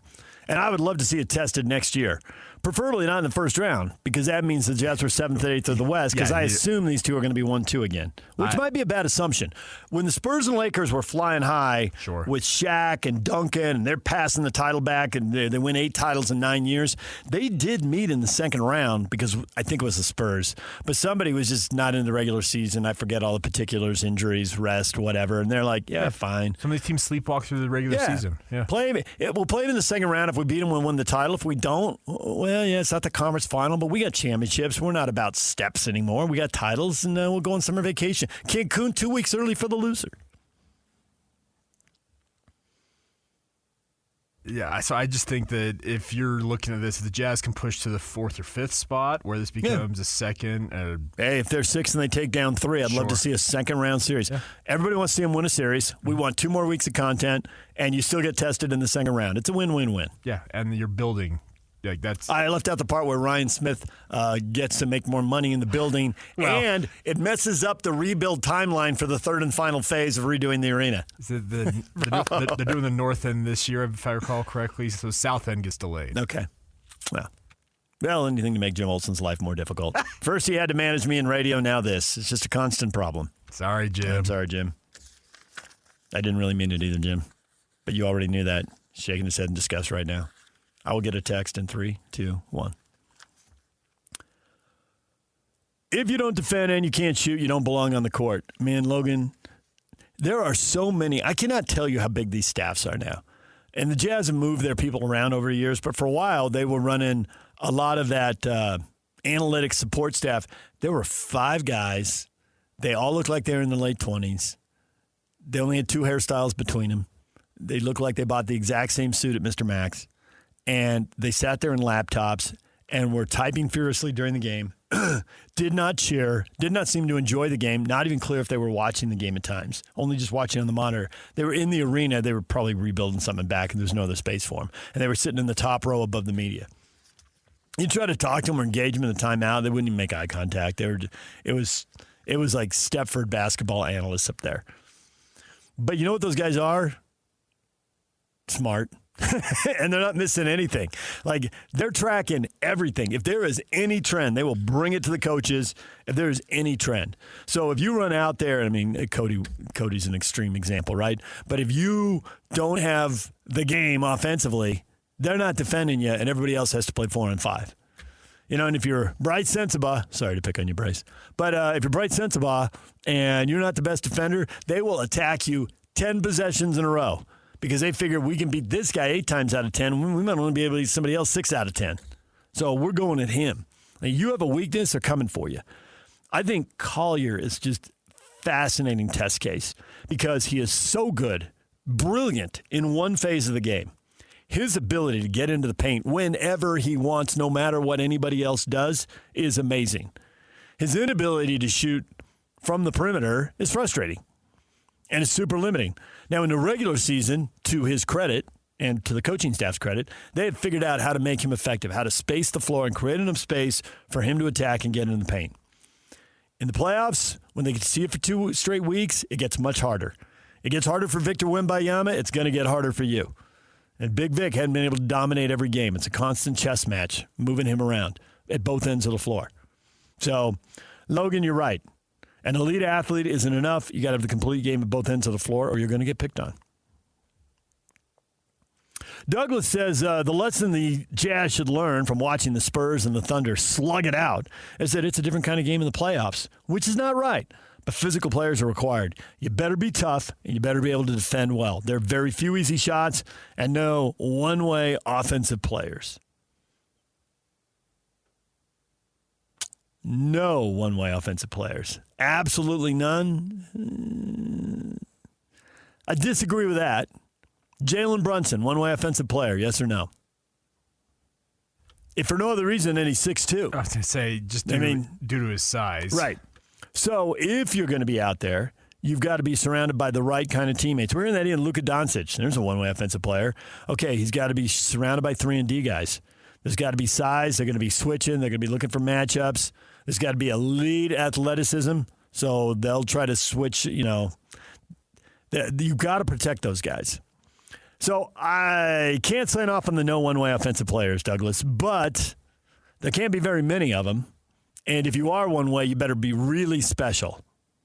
I mean, really special.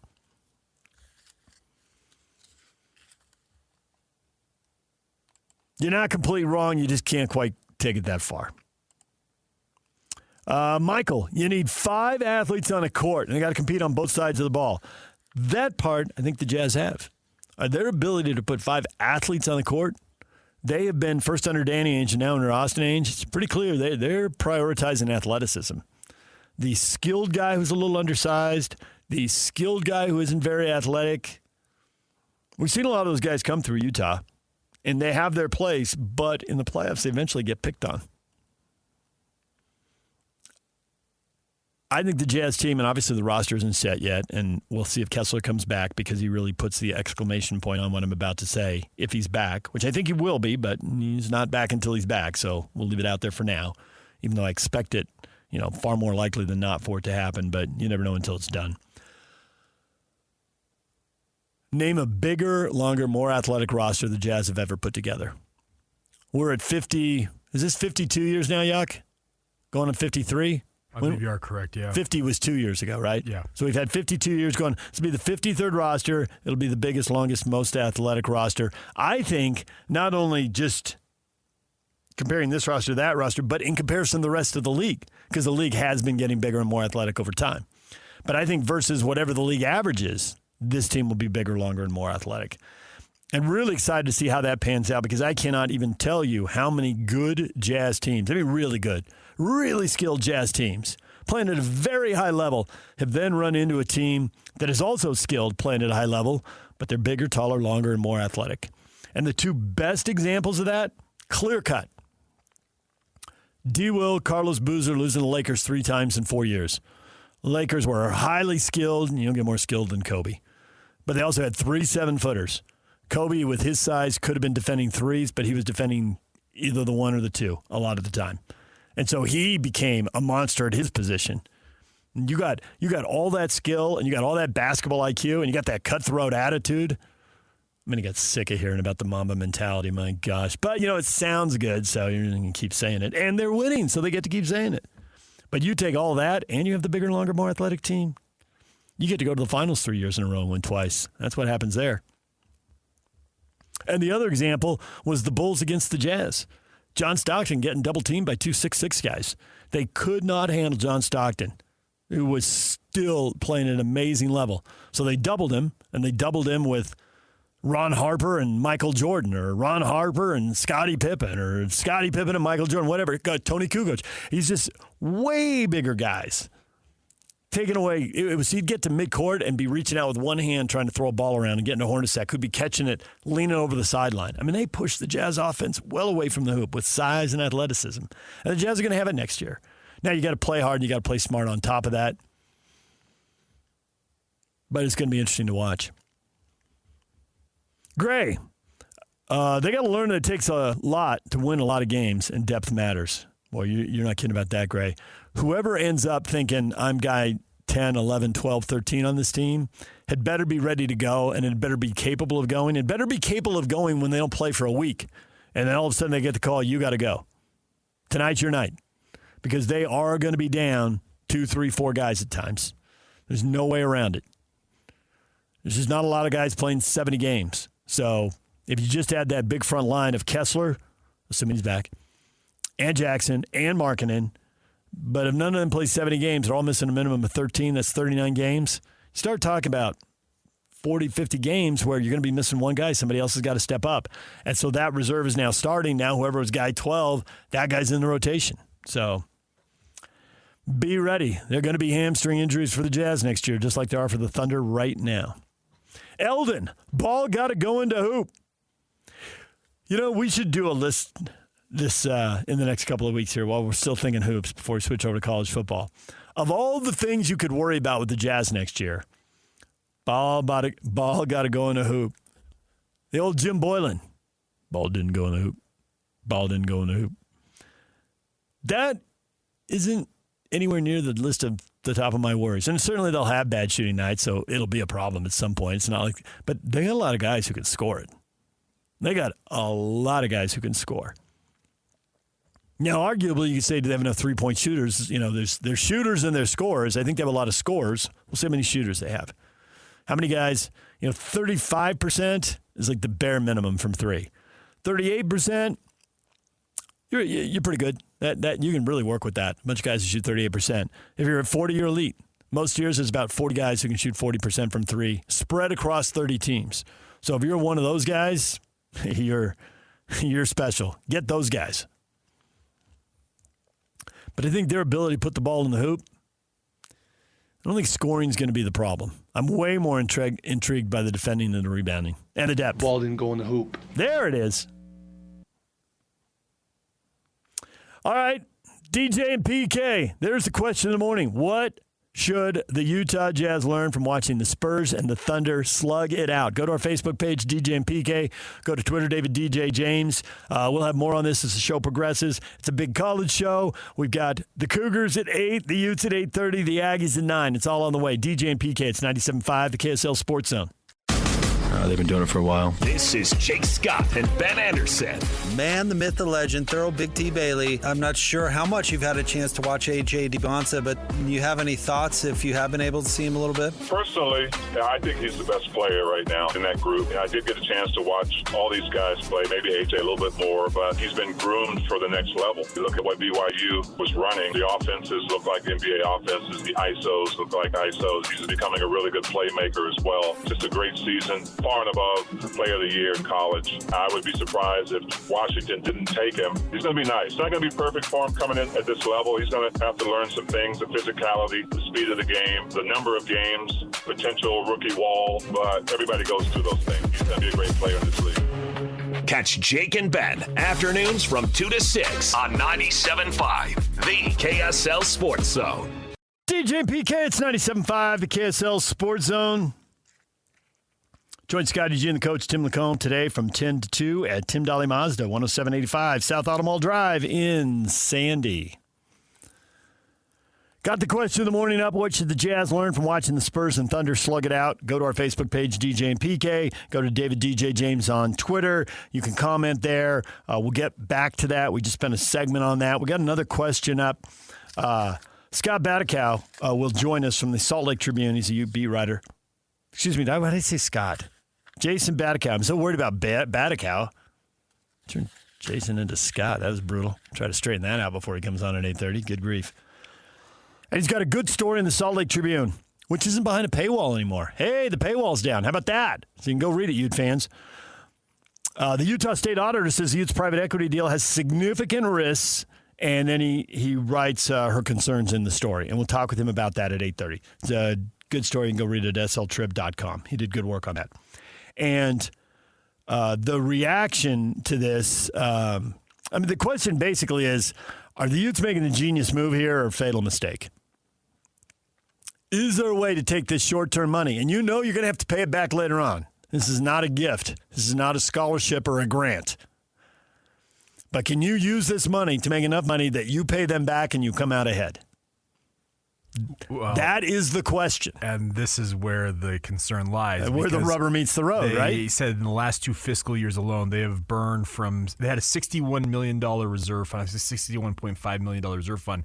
As of projections for this year, it's going to be carved all the way down to $5.8 million, DJ. So that's like $55 million gone, and they believe burning through the cash in 2 years, they'll be upside down. Correct, yeah. And they still owe $119 million plus through 2041 on multiple projects, including the South End Zone, which was bonded. Yep. And so we put this up on Facebook and Twitter, and some of the reaction, man, some people are really missing the point. Eric, anyone who doesn't like it is more than welcome to donate money to the University of Utah Athletics to put it on a more solid financial footing. This includes you and all your buddies in the media, David. That's not our job. Dude. See, the whole point is this might not put the school on financial footing. This might put it in a really bad spot in a couple of years. Perilous financial situation, yeah. There's more here that run, you should take a look at what you post about BYU and what you post about Utah. I have. You know why? Because people were posting that about me 4 years ago because everything about the Utes was positive. Well, they were going to the Rose Bowl. I don't know what to tell you. And by the way, come on, man. This is not a media invention. This is the state auditor sending a letter to the U of U Board of Trustees saying, hey, don't confuse people with the facts. Be aware that you have put yourself in a situation that we are concerned about. And it was reported on. Doug, is the economics professor who told them to hold out for a better Pac-12 TV deal weighed in yet? Well, he may or may not be the university president. Boom, roasted. I thought there was a professor who went to the president and it was the two of them. Oh, well, I thought the professor went and sold the president on the plan. I was understanding they were one and the same. Well, I think the president did get hip deep in it eventually. I just didn't think it was his bright idea originally to value them at $50 million instead of 31.4 or whatever that number was. There are parallels, Doug, between this, the Pac-12 TV deal. We were told it was struck. It's only a matter of time. And now we're being told it's only a matter of time with Otro. But clearly there's a holdup because this Otro deal has now been held up for half a year. And we followed up on it. We've done the grammar request to get into the details and get people who are way smarter than me about this stuff, explain it to me slowly so that I can understand it and talk about it with you. And we couldn't get it. And we were told it wasn't done yet. Yeah, the initial. You will be able to get it one day, but you can't have it now. It's not done yet. They originally said that this was going to be done by first quarter 2026. Well, we are near the end of the second quarter, and the story yesterday from the Tribune has a statement from Utah saying it should be done by the end of the fiscal year, which is July 31. Well, not to go all Caddyshack on you, I'm waiting. Well, good gif, huh? Old school. Or we are. We are, yeah. It's true, it is a we. There's a lot of people. We're not the only ones who turned in a Freedom of Information, a FOIA request for that. Grandma that baby. That one's got a backlog, I'm sure, of hundreds. Yeah. All right, well, we'll get to that with Jason Batacao, Utah Ute writer for the Salt Lake Tribune. He's going to join us at 8:30. We'll talk with him about that then. Mitch Harper, BYU insider for the KSL sports team. He is at the Big 12 spring meetings. Where are they, Yuck? What glorious place did they go? They're in Frisco this year, the Omni Club PGA West. So what? Well, how dare they be responsible? Why aren't they on a bluff overlooking the Pacific, the Big Ten? They went to Orlando last year, but so have you been to Orlando? Yes. Yeah, you have. Yeah, multiple times. I mean, I get there's a lot of parks there, but Orlando, it's flat and it's hot. Yeah. So I think that's why. Now, have you been to Big 12 Media Days since they moved it back to Frisco? Okay, so Where these spring meetings are happening is a stone's throw away from the Star, which is where Big 12 Media Days are happening. Yeah. So, and the Star is the 10,000-seat little mini dome arena. Is it a retractable mini dome? No, it's not. Or it isn't totally enclosed permanently? It is also the Dallas Cowboys training facility. Yeah, they train there, but then they play high school games in there. Correct. And high school playoff games Two and bowl stuff. games are also held there. Xbox Bowl and one other one. Yeah, because it's small and they just need a studio audience. Yeah. Yeah, and your point. And Jera owns all the mall and retail stuff around which it. Is I went there lucrative. last year. I walked around. It is. I was on an RSL trip, and they play in Frisco. That's where they built the stadium 20 years ago. Which or whatever. also a stone's throw away from this. Yes, it's not far away at all, and that comes to the story. So we are on the first. Everybody's on the first flight out, right? Get out of there on Sunday morning after the game, 6 a.m. flight. So that means be at the airport at 5. Well, it's like, I don't know what, I think we had to allow 45 minutes or something. So that means meet downstairs at like 4:10, okay? So that means you're waking up at like 3:45. So to say I'm groggy because you're like, well, you didn't go to bed till midnight. I mean, you can't fall asleep. You know, midnight or 1 before you fall asleep, so you get a short nap. So I'm groggy. And the guy who's producing the games is actually from Charlotte, and he's been hip deep in Raycom TV and the Atlantic Coast Conference TV deal and Major League Soccer. He's done NFL preseason games for the Falcons. I mean, he's hip deep in all this stuff, right? He did Charlotte Hornets basketball for years, too. So he's hip deep. He knows a bunch of power brokers. And he goes, you want to know the funny thing about this freeway and how it divides everything? And I'm like, oh, is it one of those freeways like you build it through a neighborhood and they complain about the neighborhood getting cut in half? He goes, no, the exact opposite. I mean, I'm trying to follow this. It's 4:15 in the morning. I'm not close to wide awake. Well, what? He goes, no, this was all just rangeland. It was nothing. And 2 families bought it. And they put the freeway here, and they split. And one family took one side, and the other family took the other side. I'm like, and now we're driving. I mean, there's lots of buildings. There's homes. There's commercial area. There's everything, right? I'm like, well, then somebody made a lot of money because both these families made a lot of money. You've heard of them. I'm like, I have? 4:17 in the morning. Don't think I'm awake and alert. I can't follow this at all. He goes, yeah, on that side. And we're bugging these. There's the Star in that development. It's starting to occur to me. Jerry Jones on that side of the freeway? He goes, yeah, he owns that side of the freeway. And you know who owns this side of the freeway? No. He goes, the Hunts. The Chiefs over there. The Cowboys over there. Those people know how to make money. Never forget that. Okay. Good story for 4:20 in the morning. All right, DJ and PK. And that airport's on fire, too. You get there, that airport, 5 o'clock in the morning, there were so many people there. Unbelievable. All right, Mitch Harper, BYU Insider for KSL Sports, joins us from Texas. Next, stay with us. DJ and PK, it's 97.5 KSL Sports Zone. Joined now by Mitch Harper, BYU Insider for KSL Sports. Mitch, good morning. Good morning, DJ. Happy to be on with you today. Happy to have you here. You are on the road. I believe you're about to echo what PK says. When you get on the road, do you find time to talk to people one-on-one aside in a way that you can't get when you're on the Wasatch Front? No question. You hate to give up the trade secrets. Nice pause.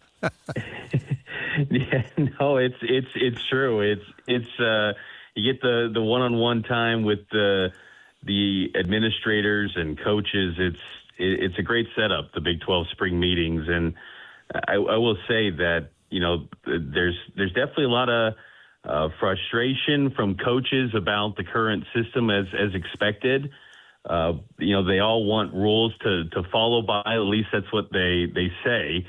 But I think that there's a quiet optimism, I think, though, about the future of the Big 12, which is interesting to me because you hear so much about a potential split between the Big 10 and SEC and how do they close the financial gap, the Big 12. But yet there seems to be a lot of optimism about the future of the Big 12, which is interesting because it's a league that, after 2031, what can you do they have the same fate as the Pac-12? Like, what happens with this league? But yet they feel like they're still leveling up with the investment that these schools are still putting in. It's kind of an interesting, there is some momentum, it seems like, with the Big 12, despite what would on the surface seem like they're far behind the SEC and Big 10. Well, they are, and there's some teams that financially will never be able to keep up. But I think life goes on, having grown up rooting for a team that has limited financial resources. And then I went to a school that's got limited financial resources and doesn't even play football. They dropped it and tried to bring it back and then dropped it again. There's still a spot out there for games and star athletes and big moments. And, it'll look different going forward, but you'll figure it out. And sports isn't going away at these schools. It may look different, but, Baylor and Texas Tech were in the Southwest Conference. They're in the Big 12 with Texas and Oklahoma and Missouri and without them and A&M. So it'll go on. There'll be something out there, and they'll have a lot of money. Yeah. And they'll play big games, and it'll look cool. But it may look really different in another 5 or 10 years. That's to be sure. In the short run, how much optimism is there for this season and getting more than one playoff team and all that kind of stuff? Yeah, they feel really confident, and even Brett Yormark told me that he feels that some of the brands, the football brands, are separating themselves from the parity pack that the Big 12 has been known for the first couple of years, and highlighted, of course, Texas Tech. Yep. But also BYU and Utah. He feels like those are some of the three programs that are really elevating themselves. And for BYU, Kalani Sitake feels really good about where his football team is at. He even noted that, LJ Martin is looking really good when I asked him if he's cleared and ready to go. And he said that LJ will be ready to go for the start of fall camp and good to go on that front, that it looks excellent right now. I think this is a critical year for BYU, and I think it's also critical for Utah too, even though it's year one for Morgan Scalley, that, they kind of have the opportunity to establish themselves as maybe that big three in the league, because Texas Tech is not slowing down, and that was quite the spectacle yesterday to see Joey McGuire calling out Texas, and I loved it. I thought it was fantastic to see, kind of almost like a WWE style. Yep, you're on the same page, man. We are on the same exact page with that, Mitch. I thought the same thing. I thought that'll never happen, but I'm glad he said it. It gives me something to talk about. The showmanship. Basically, the only thing they missed is, why didn't he say something totally Texas like, Sarkeesian's all hat, no cattle. That's the only thing missing. Otherwise, it was all there. It really was, but I think that it's a good football product. And it was interesting talking with the Big 12 football chief, Scott Draper. He noted that the College Football Playoff Committee chairman spoke to the football coaches and laid out that the Big 12 in many metrics last year rated as the second best conference. And I asked Scott Draper, I said, well, why did that not reflect itself in the rankings? Because, yes, Texas Tech was number 4, but BYU was undervalued. Same with Utah, who only had 2 losses to 2 teams that were in the top 14 of the rankings. And he said that's where things get a little bit foggy a little bit, and that's where there's some coaches have some of the frustration with the playoff, and that's why they've unified and all agree on voting for 24. Kalani Sitake said that whether it's 12, 16, or 24, he doesn't care either way, but he did say that 24 he wants more access, and he does believe that could be, he'd feel confident that would be a path where more Big 12s can get in. But I asked Yormark, though, about, if he'd want the automatic qualifiers or not, and he said he does not want any automatic qualifiers, which to me is a little bit problematic, because who's to say that 10-2 BYU or 10-2 Utah doesn't slide near the back of the rankings? We've seen that before with. You go look at some top 25 rankings in the past with the committee. Kansas State a few years ago in the 4-team playoff was, a 1 or 3 loss team. They were in like the top 10. They were higher ranked than what BYU was last year. Who's to say it just doesn't shift back, and the SEC and Big 10 teams that naturally have better metrics, it seems like, are going to be higher in a 24-team format. But Yormark doesn't want any at-large bids for the 24-team playoff format. He will not come on the show. Yak has requested multiple times, so I'm glad you got to talk to him, because that's about our only access to him. And that's too bad, but And I don't understand it. You ought to be marketing yourself the way the NFL markets themselves, which is they get out there and take all the free media they can. They have multiple 49ers talking yesterday in the offseason. So I don't get why he does that. But to me, the logic is, and you can address this too, it seems your mark is already in favor of a 10th conference games, which as big as these leagues are, I'm in favor of. So you play the teams more often and you develop some kind of rivalry and history. And the other leagues have kind of been talking about it. The SEC did it during the pandemic, and I think it went over well. I wouldn't be surprised if they go to it at some point, in the Big Ten as well. So how are you going to compare between conferences if they're never playing each other? Plus, also, It gives you something to play for. The Athletic had a really interesting story that they went out and talked to coaches who are at the FCS level and D2 and D3. What's it like to be in 24, 32, and 40-team playoffs? Because that's what they do.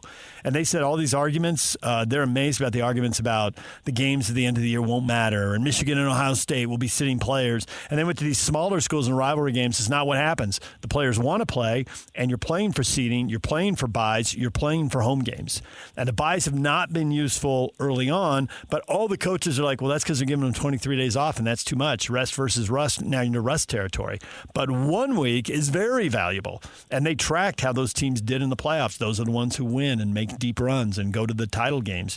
So I think there'd be a lot to play for, but I think you have to give every league 4 berths and then let the committee maybe disperse the last, if they're giving one to the G5, disperse the last 9 and do the seeding. And do the seeding as well. Last 7, I guess, would be. Do the last 7 berths, but 4 teams from each league locked in. And then you're playing for that. You're playing for the automatic berth to be off the bubble, and you're playing for a home game. I agree with you. I think that's spot on, and I think that the automatic qualifiers would ratchet up the intensity and the excitement. I mean, and I think it is funny, the narrative about, how it'll hurt the regular season. We all witnessed a BYU program for more than a decade, as an independent where really they played for nothing after they won their 6th game, yet people still cared. It was still far paled in comparison to what they're experiencing now in the Big 12. But even then in independence where they get to 6-3 and really they were playing for a whole lot of nothing, especially in November, people still cared because football is a lot of money and there's a lot on the line. People are going to naturally care. And so I think that it can be a really good thing. And I think for the state of Utah, to have access, real legitimate access to the playoff. And I think that's just exciting. And that energizes, I think, really all the programs, because even Utah State could look and say, if we do this and this in a really good Pac-12, that could do a world of good for Bronco Mendenhall's program. So I think the 2014 playoff, it's so radical compared to what we grew up with college football. But you know what? I think it's a better system than having, the media vote for the national champion. So I'm okay with 2014 playoff being a thing because, I think there's good football all across the country. And with the investment that you're seeing with some of these teams, it makes a lot of sense. And Yormark told me that he feels the 2014 playoff will, as he put it, take some of the heat off of the spending because, we're getting to a point where Kyle Whittingham said 50 million rosters are here and it's coming. Yormark believes that it might tone down the spending a little bit to get to top 25 rather than top 12. I still think that that's a little bit naive, but that's where he kind of stands on that. Yeah, I'm with you. I'm not with you, actually. I don't think it's a little bit naive. I think it's wishful thinking. Yeah. I think it's a lot naive. I think people who write checks want wins, and there is no end to the amount of complaining they'll do. And the best local example I've seen of that, when they were dedicating the new indoor practice facility, and Kyle had just taken over for Urban only a couple years earlier. No, it wasn't the indoor practice facility. It was the new Death Star. That's what it was. It was the new football headquarters, that building. And they had a tent out there. And Spence Eccles, who's the easiest guy to talk to, couldn't be a nicer guy. I've interacted with him multiple times, and he loves his Utes. He has written so many checks, but he got up in front of that microphone and recounted that was a long drive back from Logan after that loss. And I looked over at Kyle. I could see him. There's always people in the way, right? But I could see through. I see the look on his face, and I'm like, that's the look Kyle looks on his face when he's trying to keep a straight face so that people like me don't comment on his face. He was not thrilled. But you write those checks. Every game matters. You want every win. Yeah. Spence was being honest. And they'd done a lot of winning. I mean, Kyle was stringing together double-digit win seasons at that point. They weren't far removed from the Sugar Bowl at that point. I was like, really? It was like one overtime game on a bad call. A phantom holding call. You got to call him out now in front of everybody. Ouch. But I think on the end of wild, passionate, crazy outlet, I think Spence Eccles is on the mellow end of that. There's tons of boosters at lots of schools who are way more wired than he is for that kind of thing. That's nothing, true. Really. It's true. And to your point, too, about, 10 conference games, I did talk to the football chief, Scott Draper, about that. And they did say that they are exploring that. And the focus on that would be to enhance the media rights. And that was something that's interesting takeaway with this week is, basketball, they've acknowledged too that they're looking at the 20-game schedule. They said it won't happen this year, but why not? Come on, move it along. Buy out some of those money games. Get on with it. Well, I think that, I would say that with basketball, they probably should stay at 18 because I think the 20-game schedule, you look at the Big 12, I think the strength of the league kind of got hurt by having a 20-game schedule 2 years ago where they didn't have as many NCAA tournament bids. And I think that because there's oddly enough, there's some quality to playing those quad 4 teams if you can blow them out.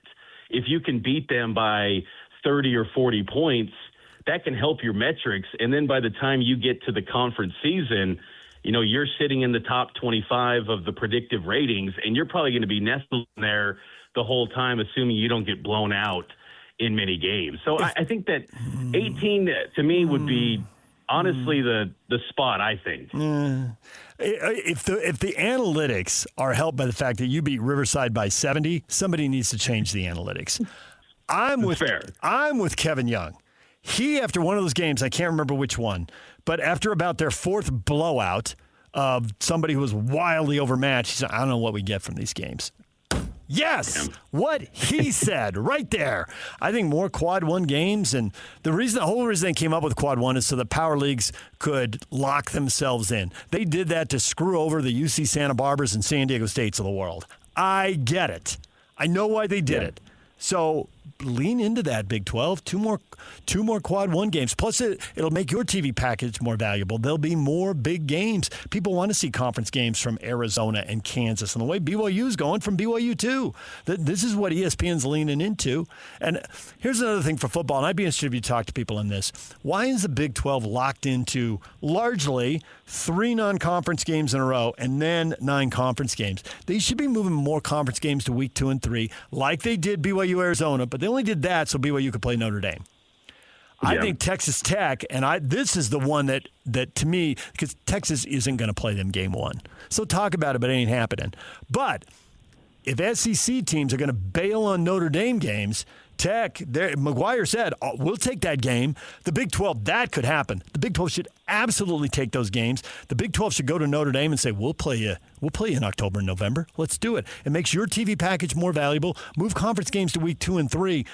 The TV networks are dying for good games week 1, 2, 3. And the coaches will say, we don't want conference games week 1. And I get that. I'll give that to the coaches. But weeks 2 and 3, play conference games. You'll get good time slots. CBS will pick you up. Fox will pick you up and put you in that 1:30 window. Let's go.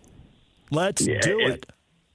And I did talk to people about that. And the ACC was very cooperative in bringing together the BYU Notre Dame game.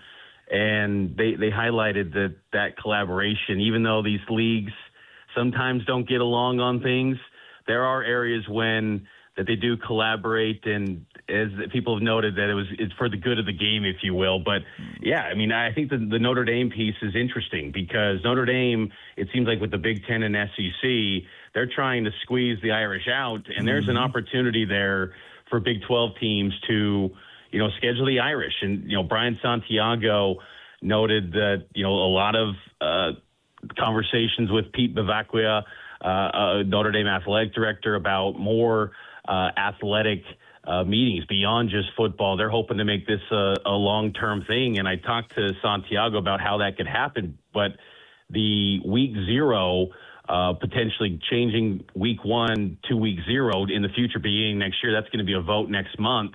That could create some shuffling with the schedules.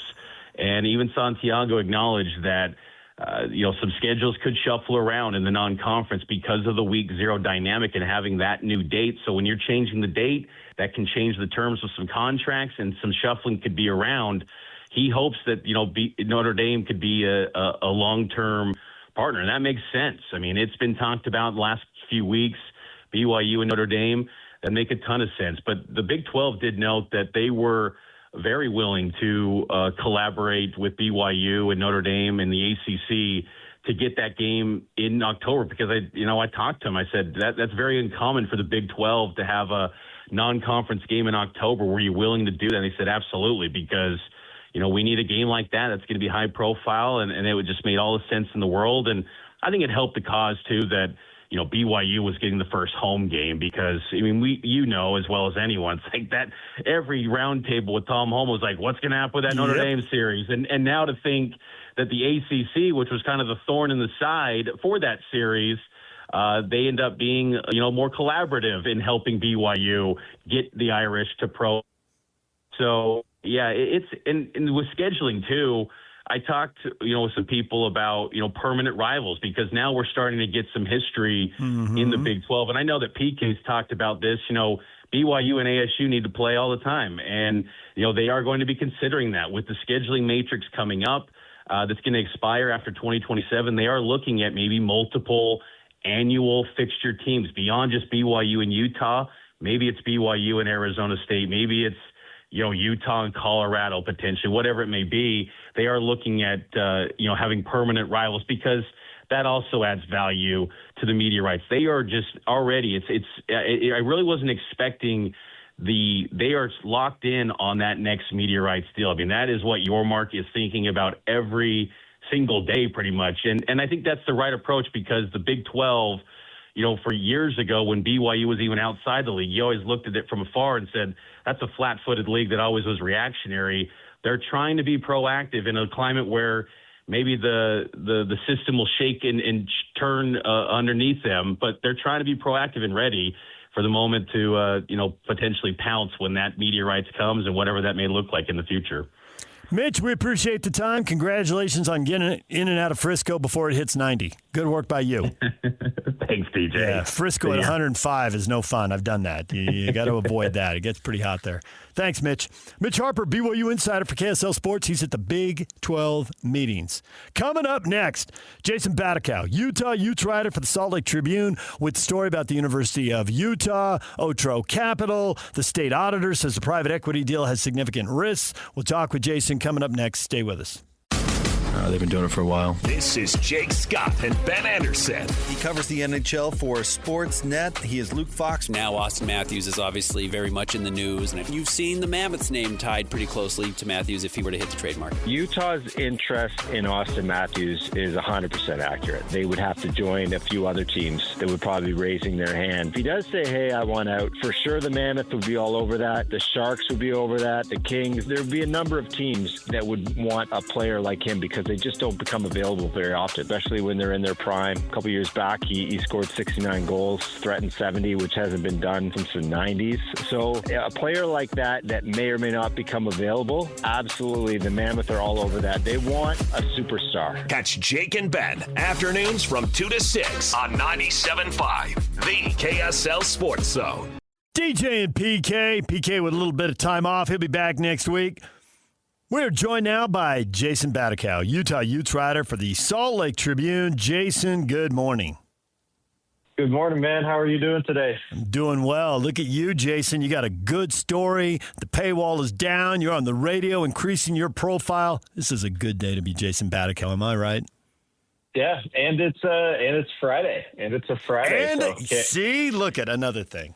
Look at you go. Yeah, it's a Friday. The weekend's coming up after a short week, so can't complain, man. Feeling good. It's summertime. The sun's out, so yeah, tons of good things going on, I could say. So yeah. I want to dive into your story in the private equity deal. Everybody's talking about it. Good job by you getting to this story and getting it out there. And people need to know, some of the limitations that you can run into sometimes, but not all the time when you're reporting. And the public doesn't really know how this works. So you're able to quote the Utah State Auditor here. Did you get to interview the auditor, or were you replying on a summary of written remarks to get the quotes? Yeah, so I had obtained a letter from a source kind of outlining and detailing a May 19th letter that the auditor had sent the Board of Trustees just about her concerns, just about the private equity deal. She had also hosted a 4 o'clock p.m. Press conference yesterday at the Capitol regarding MIDA. I ended up going up there and asking her a few questions, but that'll be in a further story either today or tomorrow. But yeah, all the quotes and the things that I had were from a letter that I obtained from a source, and it became public, and I'm glad it did become public. So yeah, that was kind of the process of it all. Nothing too crazy. Okay, so the big takeaway here is that the auditor is concerned that the money that comes in from Otro Capital will largely be used for, I guess, what we could refer to as day-to-day expenses, as opposed to like something like redoing the Huntsman Center. Is that the takeaway you got? Yeah, I would say that I think that based off of the letter, I think she's concerned about a lot of things. I think she's concerned that the money that is going to be going into the deal won't be enough to, I guess, fix Utah's current financial situation. And to be fair, I mean, the financial situation that the University of Utah is facing is kind of a reality that a lot of, state institutions are facing across the board. I mean, there's, schools that are having to pay $20.5 million each year now to compete in the NCAA, honestly more with schools like LSU and other places having 40 million plus rosters. And so, the crunch for money has been real in the NCAA. And the U has, publicly said that, they think that this would fix a lot of their NIL problems, or maybe not even their NIL problems, but just, financial problems regarding the athletic department. Really what the state auditor said in the letter said that this will just be a short-term Band-Aid, and she doesn't view it as a fix for a long-term solution, as they say it is. So that's kind of what it went down to. She also mentioned that, transparency is a big issue. And I think a lot of people have felt that, not me, obviously, but just state officials. I think when the deal was first finalized, there was a few state senators that I had talked to personally, and they had mentioned to me, there was no heads up, there was no, prior conversation, and now that the deal has kind of been approved by the Board of Trustees, there's not been any real information out there publicly about, why, they had said it was going to be finished in Q1. It's now been 6 months. There's been no, public information released about, what the financial totals will be, what the stake will be. And so, I think this letter is kind of the first, real public, I guess, transparency regarding an elected state official. I know Dave Checkett's kind of went on the record with, I think it was the Front Office Sports or something, and he had kind of publicly criticized the deal. But this is an elected official, and her doing it in a letter to the Board of Trustees in an oversight of several iterations of the deal that she has seen based off of what she wrote in the letter. So that's kind of the broad jibber jabber that I'm giving on it. I'm probably talking too much. No, you're doing fine. The Utah State Auditor, so they issue this. Now, what do you think what has anyone indicated to you as you talk to state senators and that, what the next steps might be as far as what impact might this have on the school president, on regents, on state legislators, and how might it affect the process of, as you say, getting this Otro deal across the finish line, which it's, kind of done, but it's not completely finished. So what kind of impact can this have? Yeah, I think it's just a push for more transparency. I think, on the University of Utah's end, like they're not going to let anything impact the deal from getting done. And maybe I'm wrong about that, but I think Utah's too far along in negotiations. They've already publicized it pretty deeply. And there's an indication that, it will go into effect on July 1, barring, any breakdowns of the negotiations, based off of what I've been told. And so, I think on the University of Utah's end, this is just a push from the state, and the state auditor for more transparency, and maybe a potential, overlooking of the deal. But I think, from the University of Utah's end, I don't think it changes much for them, honestly. I think that they have to, in the short term, get this deal done because, again, I don't think that they can afford to financially and fiscally to, not make this deal. They need an influx of cash. The cost of running an athletic department, if you want it to be, extremely competitive as they do at the University of Utah, especially with their football program, it costs a lot of money. And that doesn't just start with the football program. It starts with women's sports. It starts with the Olympic sports. And, we've seen programs across the nation. I mean, Utah, even last year, they cut Olympic sports. Obviously, they cited it for conference reasons. But, the squeeze of running an athletic department is so tight right now that you need as much money as you can get. A lot of places have tried going to the state for more money, or they've upped donor coffers, or, and not every place is the SEC or the Big Ten or Ohio State or Michigan. That's just the reality of a lot of places in the NCAA. And so I don't think on Utah's end it impacts anything. I do think it will provide more transparency to the public, because, the deal in the eyes of the auditor is a short-term Band-Aid for the long-term fiscal issues that the U might be facing. So that would be my comment on it. I know I'm sounding like a politician right now. Well, you got to have a future, man. Maybe it's politics. Who knows?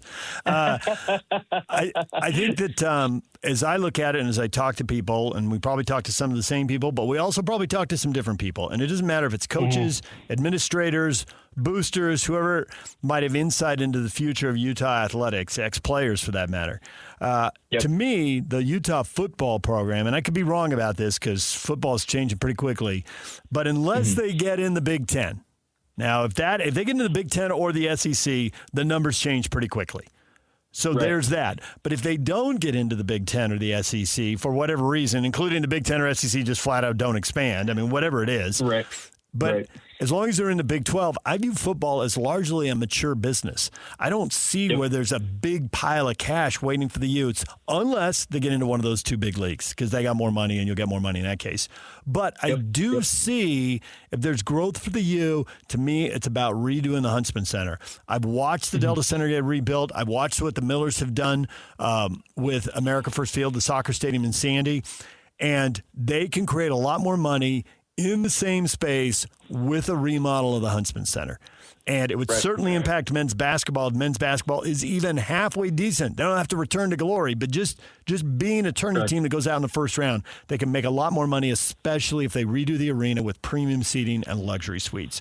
Maybe it would even make a little more money for volleyball and women's basketball. But aside from that, I don't see how they could take this Otro money and grow it and turn it into more money so that they pay Otro back and so that they have more money to work with, except for they could unlock cash in the Huntsman Center. Do you see it the same way? Have you heard the same thing? Yeah, I mean, I think the university and my sources have been pretty, indicative on renovating the Huntsman Center in the near future. That's going to cost a lot of money. My bet would be most, or maybe even I don't think most of the money from the Otro Capital deal is going to go toward the Huntsman Center. I think that would come from a state bond or donors or, pieces of such a thing. I don't think they went into this with the Otro Capital, private equity fund, and were like, this is fully going to be for, the Huntsman Center. I think it's going to be servicing debt payments. I think it's going to be, helping fund revenue sharing and all of those things above. But no, I would agree. I think the Huntsman Center is very outdated. I mean, and to your point about the Big Ten and maximizing on revenue, I think, they haven't maximized on revenue and at the Huntsman Center and with men's basketball. I mean, there's so many open seats. The concessions are outdated. The concourse is packed. I've only seen, very few sold out games at the Huntsman Center, and I've only been here for 2 years. So, I've been here kind of in maybe you could say the dark days of Utah basketball. But when it's sold out, it's a great venue, but that doesn't happen often. And that's because of a lot of factors, but you downsize the arena, maybe you get more luxury suites. Some of the stuff that they've done at Rice Eccles has led to, more revenue for them. And I would agree with that. And I think that's also part of the Otro Capital deal. I mean, you're handing off, a minority stake to Otro and, the LLC that they're creating, Crimson Brand Partners, to kind of, upscale their ticketing, their in-game experience. And part of that is like, maybe they do charge more for tickets or concessions or et cetera, but the in-game experience is so good now, is kind of the sell or maybe what they're targeting for, that, you can maximize those profits and revenue. And so, I would agree with you on that. And I think, they brought a proposition to the Board of Trustees several months ago. And, I've kind of been indicated that something surrounding the Huntsman Center will come in the next few months. I don't know when that is. I can't tell you because it's kind of been, delayed here and there. But, the Huntsman Center has to be renovated 100%. Yeah. You mentioned you've been here a couple of years, Jason. For people who don't know, you came from the great state of Oklahoma. Earlier this week, we had Barry Trammell on. My guess is you know exactly who Barry Trammell is. Yeah, I thought you were going to say that. I love Barry. That is my guy. Me and Barry don't go way back, but Barry probably knows who I am. Barry's a great guy. I love Barry. He's one of the funniest, best guys that you will meet in the industry. He's always funny. He's always got something to say. He's very well plugged in. He's just a great guy. I love Barry Trammell. If I were to paint a picture of the prototypical Oklahoman, Barry Trammell would be the guy that I would put on a picture and put it on a mural and be like, this is what an Oklahoman is. So that's Barry Trammell for sure. Barry, last time he was on just earlier this week, he's a great combination of, like you say, there's a lot of sports knowledge, right? There's just a massive reservoir, the history, memorable quotes, memorable games, but he's really good at doing radio. He's done radio and TV in Oklahoma. He's really good as far as the stories and the entertainment factor. He was lecturing us on Rodgers and Hammerstein because he said, everyone in Oklahoma knows about Rodgers and Hammerstein. Why don't you guys? We haven't lived in Oklahoma.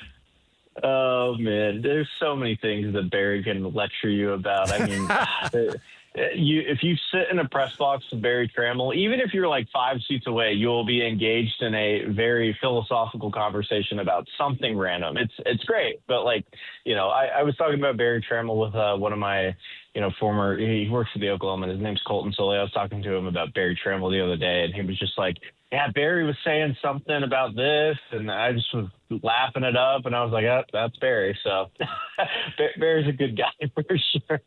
Yeah. Maybe you should ask him about some Oklahoma things like massive gas stations like On Q or 7-Eleven or even Brahms. Ask him about the Brahms drive-thru. or just Brahms in general, Brahms tables. He'll give you a full spiel on that. He's given me that a few times. All right, we will do that. We'll save that clip, Jason. We'll have that for Barry next time he's on. With the Thunder in the finals, we could have him on in the next 2 weeks if they can win Game 7. That's what it comes down to. If they can win Game 7. So. Yeah, we'll see what happens. I don't know if that Game 6 performance was not good, so we'll see what happens in Game 7. I'm from Oklahoma City, so I'm personally rooting for my team. Of course you are. I figured as much, Jason. Hey, thanks for joining us. We'll look forward to follow-up stories here with the state auditor and the private equity deal and see where that goes. Thank you. Awesome. Thank you, my man. You have a good one. All right. Jason Batacao, Utah Utes writer for the Salt Lake Tribune. Bronco Mendenhall, Utah State football coach. Old dog learning new tricks on the cutting edge of technology. We're going to talk with Bronco about that coming up at 9 o'clock. DJ and PK. It's 97.5, the KSL Sports Zone. 3, 2, 1. This is Scotty G and Coach Tim LeCoe. Look, I remember the early days of Shaq. If you're kids these days, you just only know Shaq from inside the NBA, or maybe the later years when he was hopping team to team and was a little out of shape and bigger than he needed to be. You go back and you watch those early 1, 2, 3 years when he was in Orlando, when he was svelte, and that dude, you watched him, you're like, he's changing the game. Shaq changed the game. With sheer force, and you're exactly right, there was a revolution when Shaq came, no question. And what we're seeing now is Wemby doing that. Wemby is changing the game of basketball. Not that you can replicate it, because you can't. You can't replicate Wemby, or we'd all be trying to go to the DNA, the dinosaur DNA with the old dude on the island and trying to recreate. You can't. That dude is one of one. Welcome to Jurassic Park. Catch Scotty G and Coach weekdays from 10 to 2. Presented by Mountain Land Supply on 97.5, the KSL Sports Zone. Win big on Wednesdays. The KSL Sports Zone has win tickets Wednesdays. Next week, you win tickets to see Britt Floyd at the Maverick Center. Saturday, June 6th. Great seats still available. Ticketmaster.com. Get your tickets today and listen to the KSL Sports Zone all day Wednesday. June 3rd for your chance to win. We're still getting concert tickets. We're not doing the band of the day anymore, huh? They pulled out for 2026. Yeah, it's on hiatus, I guess. Well, get that back. Our music choices always irritated PK. Some rando birthday. You know, like that. Just had Jason Batacao on, Utah Utes writer for the Salt Lake Tribune. We had Mitch Harper on, BYU insider for KSL Sports. Wherever you get your podcasts, you can hear those guys. Bronco Mendenhall, Utah State football coach, is going to join us at 9 o'clock. We'll talk more NBA playoffs coming up. If you missed it, you didn't miss much. A really good first quarter from the Spurs. Thunder got back in the game, and then the Spurs just dropped the hammer in the third quarter and blew that thing wide open. And now the Thunder are facing another Game 7. How many times can they pull a rabbit out of a hat? They won 2 Game 7s last year. And this is a new test for the Thunder. This is a new test for the Spurs. Winning an elimination game and then winning it on the road, really difficult. Now, obviously, they won a couple series to get here, but they were dominating. Basically, the other team beat, and they were just throwing dirt on them at the end. This is different. But, man, I didn't think they'd do it, and I still have my doubts. But I watched a 20-year-old, a 21-year-old, and a 22-year-old perform at a really high level. They won Game 1 because Wembanyama went off. 40-20 games are very rare. That was phenomenal. Now, Wemby had a strong game last night. I thought he played well. But I was really impressed that the other two guys, who are younger and who are less experienced, answered the bell. I think when you've been, as someone who played basketball at a much lower level, but who had problems turning the ball over, you think confidence with shooting is a problem. Wait until you cough the ball up 7, 8, or 9 times in a game. That'll get in your head. But, man, Castle, whatever problems he had early in the series, and he had them. He had 19 or 20 turnovers just in the first 2 games. He had 1 turnover in 32 minutes. 17 points, 5 rebounds, 9 assists. Strong game for Castle. Very strong game. And Dylan Harper, 18 points, 6 rebounds, 4 assists. Strong game. He also only had 1 turnover. If those two can play like that on the road in Game 7, and I get Game 7 raises the bar, and I get on the road at home, and they look good in Game 5 on the road. Now they got to go do it.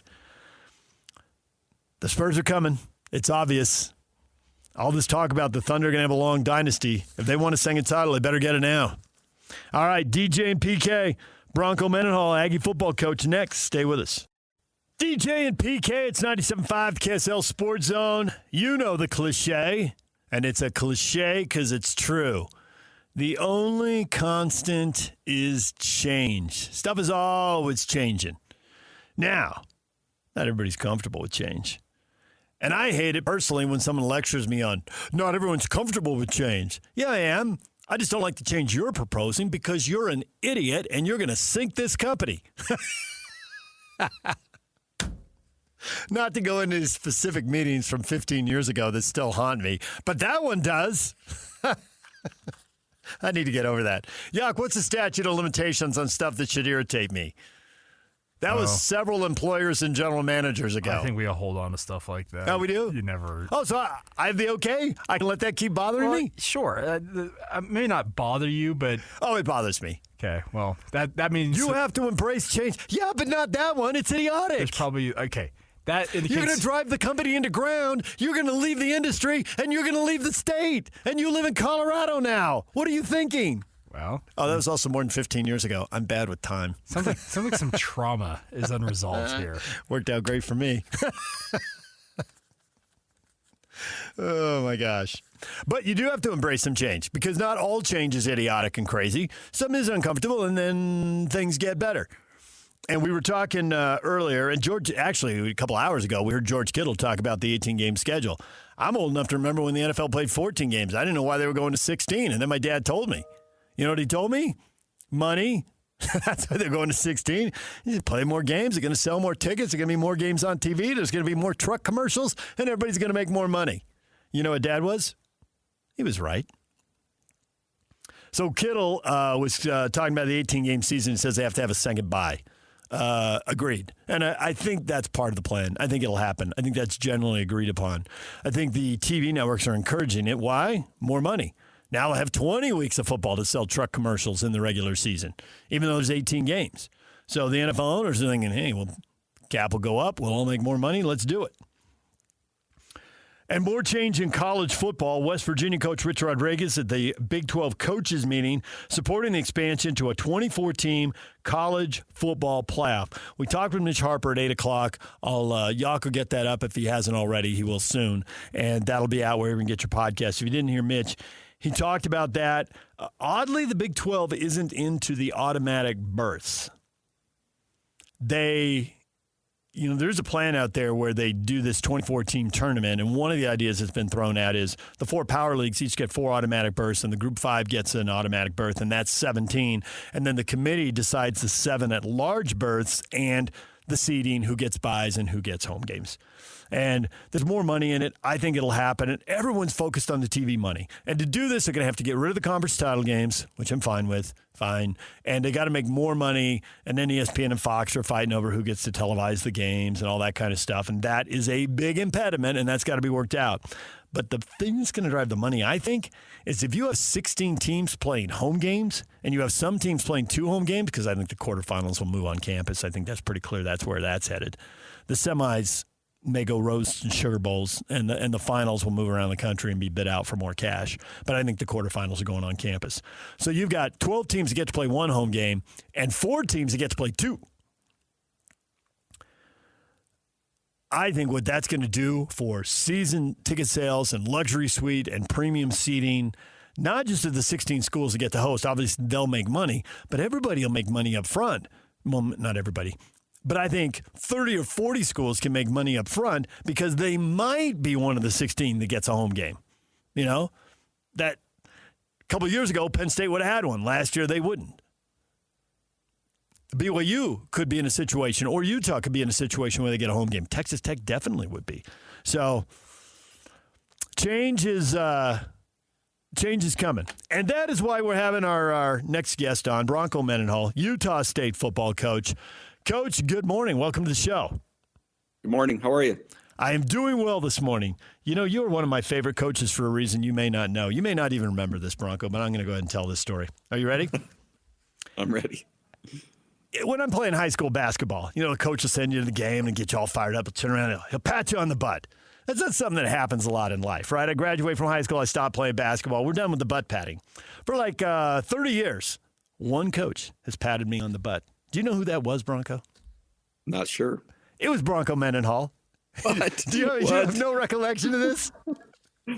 I don't. Okay, so it's because of a specific interview, and I think it's because for 2 minutes I rescued you from a mind-numbing series of questions about, I don't know, the health of some outside linebacker or something. And you do the media thing because it's part of the job, but it's not your favorite part of the job. And it's not your second favorite part of the job, but you do it because it's part of the job. So at one point you wrote a book, and the book got done. It was very close to being marketed. It was actually up on the web. Somebody found it. It got passed along to me, and someone I was working at Channel 2 at the time said, hey, you got to go down and interview Bronco about this. And you were in the indoor facility. It was late in the season. It was dark out. It was cold. And so there were the typical questions. And I asked you that, and you got like 3 questions on it. And I left to go talk to somebody else and ask them mind-numbing questions about an outside linebacker. And as I walked, you I don't know if you're trying to slap me on the back or something. I just had the feeling you were like, oh, thank goodness. 3 minutes of something borderline interesting. Thank you for saving me. So I appreciate you remembering, and man, that's great. I'll have to make a note to do that more often. No, I got to earn it. I don't want anything gratuitous, Bronco. Yes, you do. I got to earn it. Yes, you do. So I want to have you on because we're hearing so much about AI. We're hearing so much about computers. And in full disclosure, there's a guy who you probably only work with peripherally because he does more of the PR for this company, this tool Answers, that you're using. And I've known him since college radio, and he's worked for the Pac-12 and the 49ers. We've always stayed in touch. He's hilarious. Probably puts on a professional appearance around you, but that's total fraud. I'm here to tell you. He's hilarious. But he said, your boy Bronco is using his computers. And we all hear about these coaches. I grew up with Don Coryell at San Diego State, went to San Diego Chargers. I don't know if you ever met him, but you probably know the name.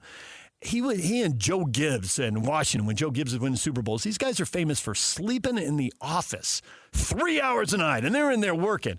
And even 14-year-old me was like, that sounds crazy. Who would want to do that? You sound like the polar opposite of that. Does that still exist in the coaching world? Because you've gone the other way from it, and we'll get to how you're doing that here in a second.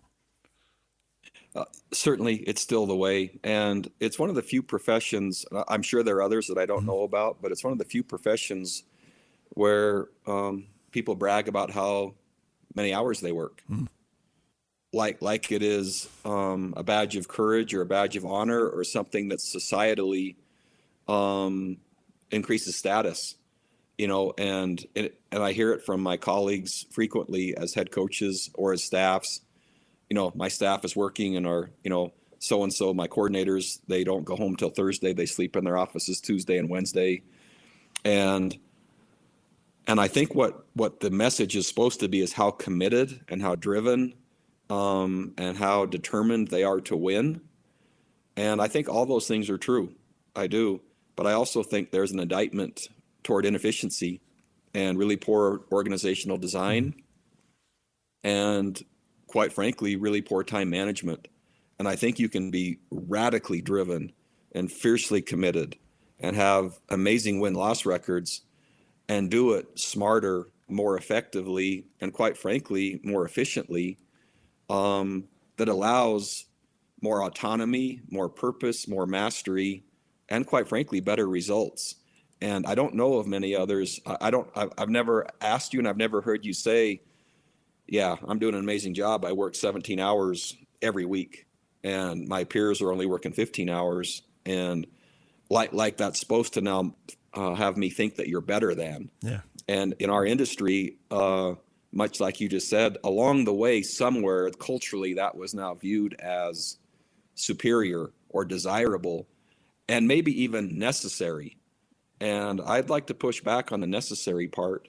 While certainly my record isn't perfect, sustainability and number of wins and et cetera, in terms of objective metrics where you're looking to build trust, and trust is a lot of times done with objective metrics, right? Not just opinion. And I think you can be, and I think moms are amazing at this. They have so many different things going. I don't ever hear them brag about how many hours they spent working to develop their kids. You do what you have to do, but they're also looking for every chance possible to renew, every chance possible to connect with a friend, every chance possible to find a date night with the husband, every chance possible to serve in their church calling. They're looking to do it all, and they're viewing that as desirable. And that to me is a more comprehensive and effective way to live and also to perform. So back in the day, coaches were staying up all hours to cut up film and to get all the situational stuff. What does this opponent do on 3rd and short, 3rd and long? Make sure you got your eyes on all the trick plays, right? Both sides of the ball. And now fast forward this computerized world. So you're using this program, Answers, and I've heard about schools turning it down. You've embraced it, and it kind of falls into the old dog, new tricks. You might think, oh, there's some up-and-coming coach who has embraced this new computer program, but you feel like you get all the prep work done and get out of the building. Yeah, and really the goal, and I think I'd frame that is I don't want us out of the building unless our accomplishments and our framed tasks and our rhythm and cadence is exactly dialed in, and we're completely prepared within what was assigned for that day within our weekly plan, which will help us achieve our outcome. And I'm always looking for ways that speed up processes with more efficiency, more accuracy, more productivity, and more yield, right? And so that happens through the categorization of work. And so you probably have heard this before, but at the top level, there's what's called competitive work, right? Each job, my job has a level of competitive work. Underneath that has competitive enabling work. Underneath that is business essential work. Really, underneath business essential, there's compliance work. The rest of it's to be eliminated. I only want to do things that make a difference in my job that work, and I don't want to do work beneath what's going to make the most difference. So to your point, and what Answers and other tools that the industry has, the speed, the efficiency, the accuracy, helping us be nimble and being able to adjust in real time and make decisions ahead of schedule and shave time to then make the decisions necessary on game planning, which leads to execution, which leads to outcome. If that's working more accurately, more precisely, more efficiently and faster, man, I'm all for that, because that affects the bottom line. It also affects quality of life. And so that program is allowing more of our staff and more of our organization to be working on their competitive work with accurate background, sub-background work that provides us the framework then to make the decisions on. You, as you point out, there's objective metrics. You can't cut back on the work and start losing games. That doesn't work. Right. But you want at BYU, you want at Virginia, turn those programs around. New Mexico was very short stay, but you could see progress being made there. Yep. Inevitably, your guys get hired away. There's schools with more money. You just lost your offensive coordinator to Utah, for example. I was surprised. Second one. Yeah, okay. I was surprised that one of the advantages of this is you don't lose all that institutional knowledge. You can hold on to that with the program, and this is a way to give you an edge, even though your coaches are getting hired away, which is what you want because it means you're winning. But this is a way to help you shorten the cycle when you have to bring someone new in and get them up to speed. Listen, and part of the world of college football now is transitory and change. Our roster will have 53% of it, meaning there's new player. 53% of our roster will be new. That's fairly typical in college football. I can't tell you the exact number, but my guess is between 50 and 60% of most college teams right now are turning over. Mm-hmm. And so if that happens, the guiding principles of the program, the culture of the program, the leader of the program, if that can remain constant, you have an anchor, right? Then anyone coming in is onboarded into that system. If you have leadership changes, besides the cultural and the technical and the tactical, you also have the processes that are anchors. And so what a program like Answers can do is this is the way that we gather data. This is the way that we formulate game plans. This is the way that we do it. And so that allows someone new. Again, I lost my coordinator, Jason Beck, to Utah from New Mexico. Yep. Kevin McGivern just left. So that's fine. Robert now and I is back with me. When they come into our program, here is the way that, and I don't think there's a better way in college football. And they learn then an existing system, are onboarded to it, rather than us have to then have a brand new system besides the schematics, we then save time because of the existing processes that have already been proven, tried, and continue to be updated and become more effective. And that allows a baseline for them to operate from, which makes us faster, and it gives them more, makes them more comfortable. It also makes them more effective. So it's an anchor, another anchor, right? Besides the leadership of the head coach, besides the principles of the program, besides the cultural elements that are anchored, there's processes that are anchored that they can be onboarded to, which allows the program actually to be consistent regardless of the personnel that's coming in or going out. Does this help you in the transfer portal? Does Answers actually help you break down other players at other schools? Because I've always wondered, how in the world are you keeping track of a couple thousand players, some of whom will go in the portal, some don't, and you don't know who, and then you don't know what positions you need to backfill because you're not sure exactly who's leaving you. It seems like that's a mountain of work. Well, so here's the thing regarding that, and I won't speak to that exact point. What I will say is if your staff is designed more of a SEAL team than an infantry, which I prefer, I'd rather fewer people to be stretched than a lot of people sitting around. But what that allows is when you have tools, it allows that work to be done without having to add an extra person or staff to do that work, right? So I can have an amazing system basically doing the work of a department overseen by an individual, not 5, right? An individual who's mining that, and all that work is being done at a really high level where we can be lean and nimble and efficient as a staff. And that's, I prefer that design. The next part that you brought up is with players coming and going. You mentioned the transfer portal. This is similar in the NFL. Many systems in the NFL, offensively and defensively, are similar, not identical, but there's a design element when you think about franchises and a workforce moving amongst franchises. The faster they can get up and running, the faster they can play and perform. And so as a new player comes in, what this allows us to do is to streamline our assignments based on accuracy of background knowledge, to then only ask them to do things that we know will work with methodologies that are already really well defined, so they can play the position at a new place in a new scheme faster than if we didn't have all the knowledge and system to support that. Because who has time now in the transfer portal to bring a player in to develop him and have him then yield year 3? That's the exact opposite of why I use the portal. So the systems allow us to have faster onboarding and execution, which is then yield, which then is the return on investment in the portal. You deal so much with high schools. Do they use this? I mean, there are coaches out there who are like teaching classes. When do they have time to break down film? Because the thing I see watching high school sports is all these high school teams today could crush my high school teams. They could crush my friend's soccer team. They could crush my friend's football team. They could crush my basketball team. It's getting better by leaps and bounds. One of the coolest things is when I was coaching at BYU, before I was watching the quality of high school football each year just take off, we had really good in-state college coaches, and those programs were really thriving. And you could just see this transformation. I leave and go to Virginia, step away from coaching at New Mexico, and I came back. And what a refreshing, just amazing view to me to see Utah high school football from what I had seen to now where it is. The emphasis, the quality, the coaching.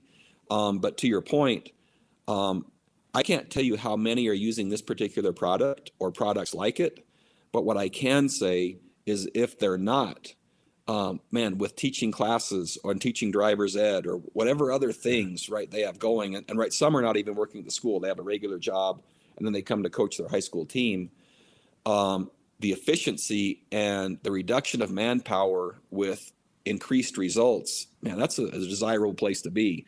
Now, I know NFL teams are, and I know college teams are. At the high school level, I'm certain there are some, whether it's this product or not, but if they're not, and if they're not, it's probably the administrations are like, man, I'm not sure the cost and et cetera. That's absorbed so quickly in terms of the maximization of the performance of the leader and the players and sustainability for that leader to do the job. It allows, a chance for the program to grow and mature. Or you can just hire more people, but they actually have jobs and other things to be doing, right? And so who then is doing all the data analytics work to make the right decisions?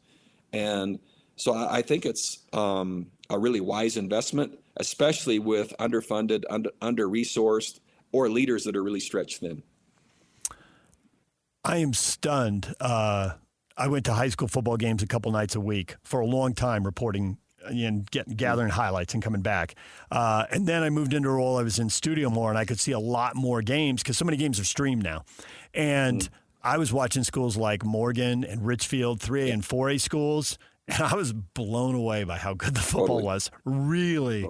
And the kids may not be big enough, and they may not be fast enough for you. Those kids may only come along. But, like, the football's good.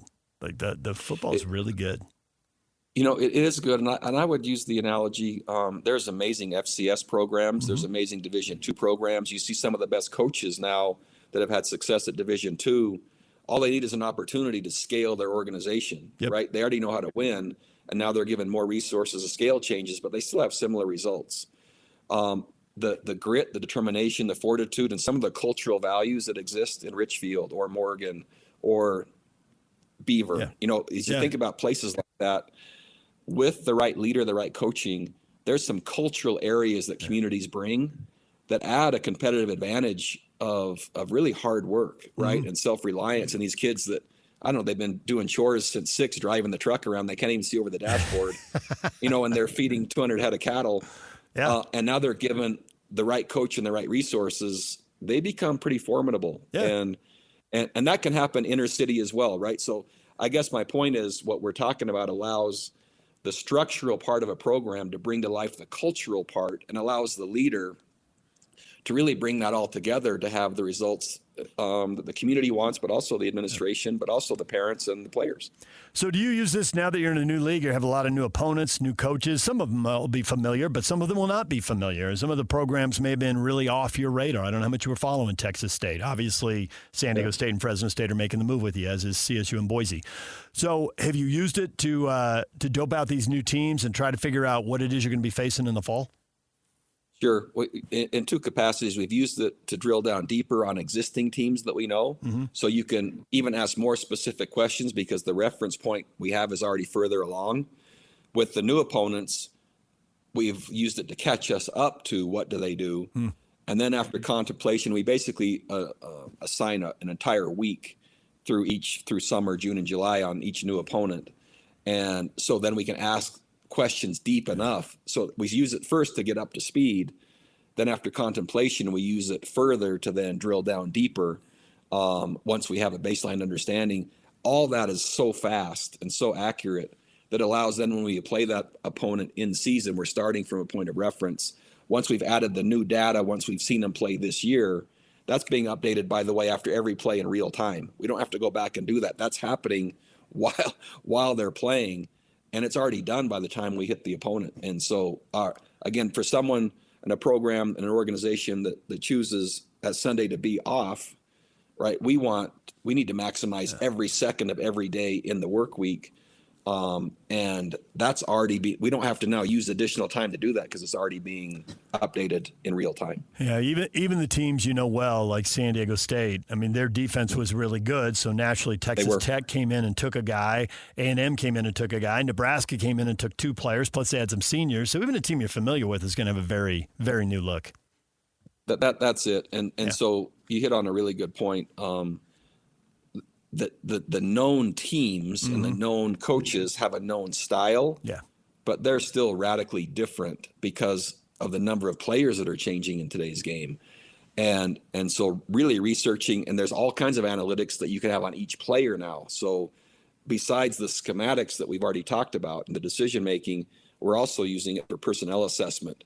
And just like, man, the NFL, they do their research for sure, but the amount of volume of knowledge and cut-ups and film and run plays, pass plays, plays they're beat, plays they're successful, exterior plays, internal plays, pulling plays.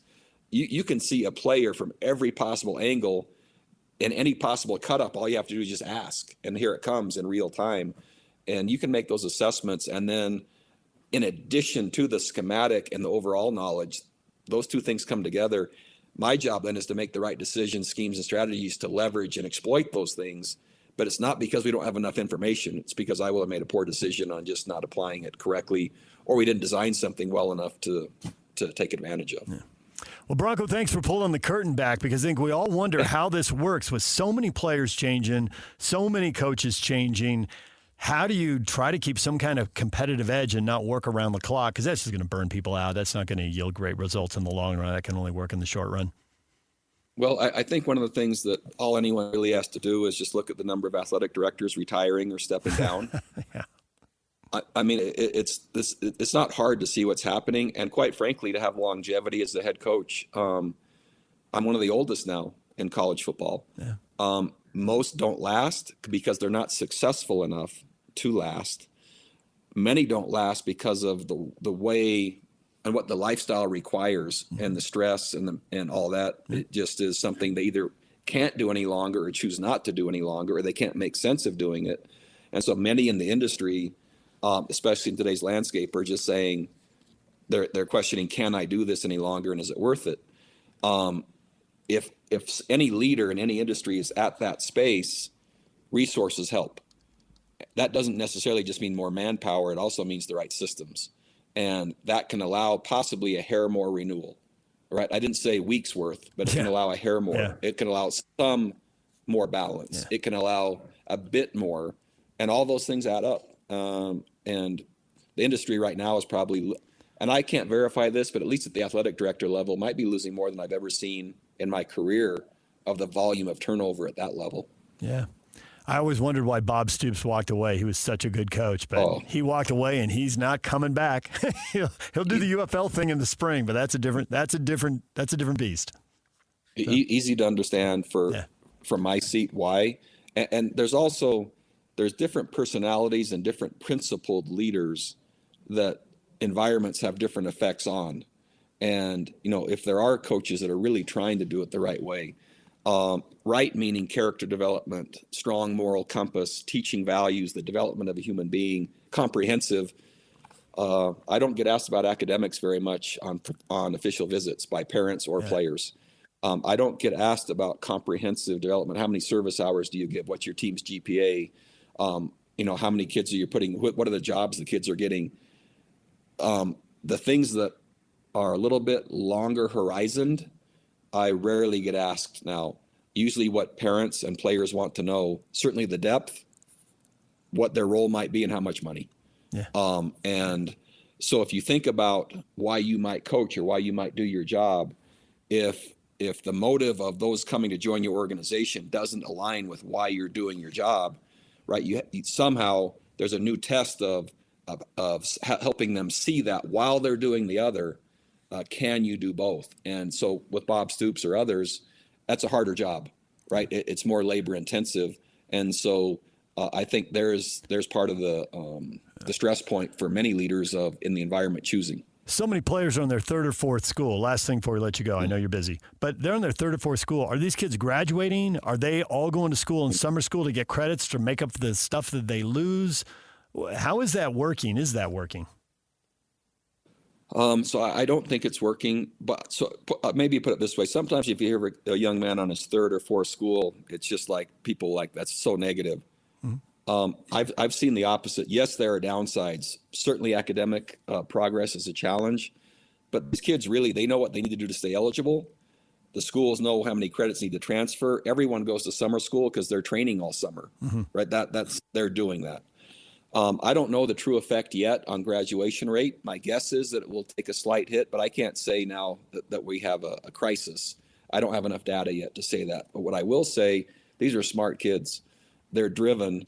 Their ability to adapt to a new place. It's like changing jobs, right? Mm-hmm. And to adapt and become embedded. So they're learning some skills about being able to be accepted and get along and perform and manage in a new environment. It's pretty stressful.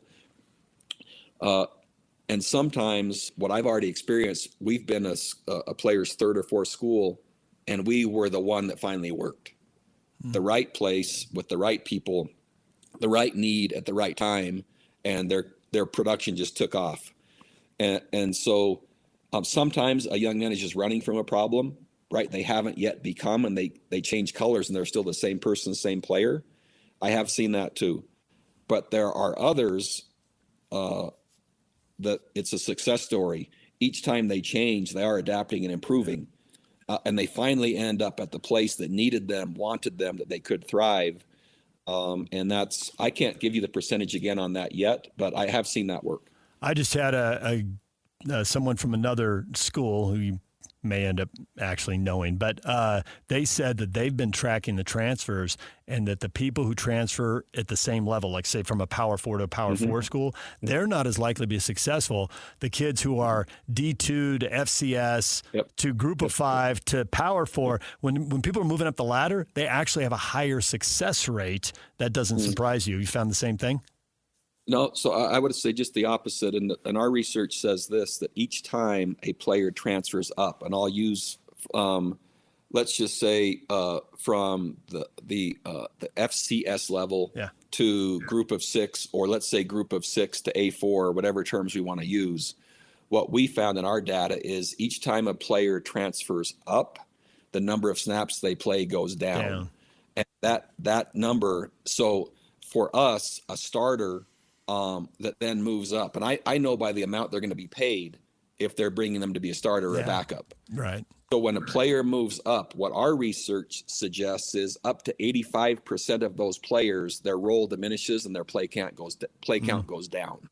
And so my research has found just the opposite. Of what. Okay. What we found is players moving down, their role increases and their snap count goes up. And there is exceptions to both, but our research has been just the opposite. Okay. Well, I'm going to ask more coaches about that until I get to some kind of consensus. Yeah. All right. Hey, Bronco, we appreciate the time. Thanks for joining us and pulling back the curtain on how all this craziness works in off season and how you manage this. I appreciate it a lot. Right on. Thanks a lot. Okay. There's Bronco Mendenhall, Utah State football coach. How do they do it? How do they keep track of so many players, so many opponents? Everything's changing all the time. The old dog can learn new tricks. There's the bottom line right there. All right, DJ and PK, got to take a break. When we come back, everything you missed in this show, including the NBA playoffs. We got a Game 7. We'll get to that next. Stay with us. Slacker Radio Headlines brought to you by Trajan Wealth. Call Trajan Wealth today, your local trusted financial fiduciary. Call them at 1-855-TRAJAN1 or visit their website at TrajanWealth.com. A story we didn't talk about earlier this morning. Should have gotten to it. I got too carried away with the 49ers. Should have talked about the Rams and Puka Nacua. He said he is, quote, grateful for the support from the Rams after a civil lawsuit was filed against him in March. Nacua declined to address specifics of the lawsuit. Not surprising. It's ongoing. I did not want to discuss the night in question. He did say, quote, a moment for me to learn from some of the situations I was putting myself in, and then also having just an awareness of how I'm conducting myself in and out of this football field. That doesn't get into specifics, but when I hear that, I think, okay, there's a general awareness, and somebody is talking to him and, in my view, getting him to think about some of the right things, because there were too many incidents. I don't think people who are around Puka in high school and college think of him as a bad kid, but nonetheless, some of the headlines we were hearing after he was off to the NFL, they weren't great. And in some cases, they were a lot less than great.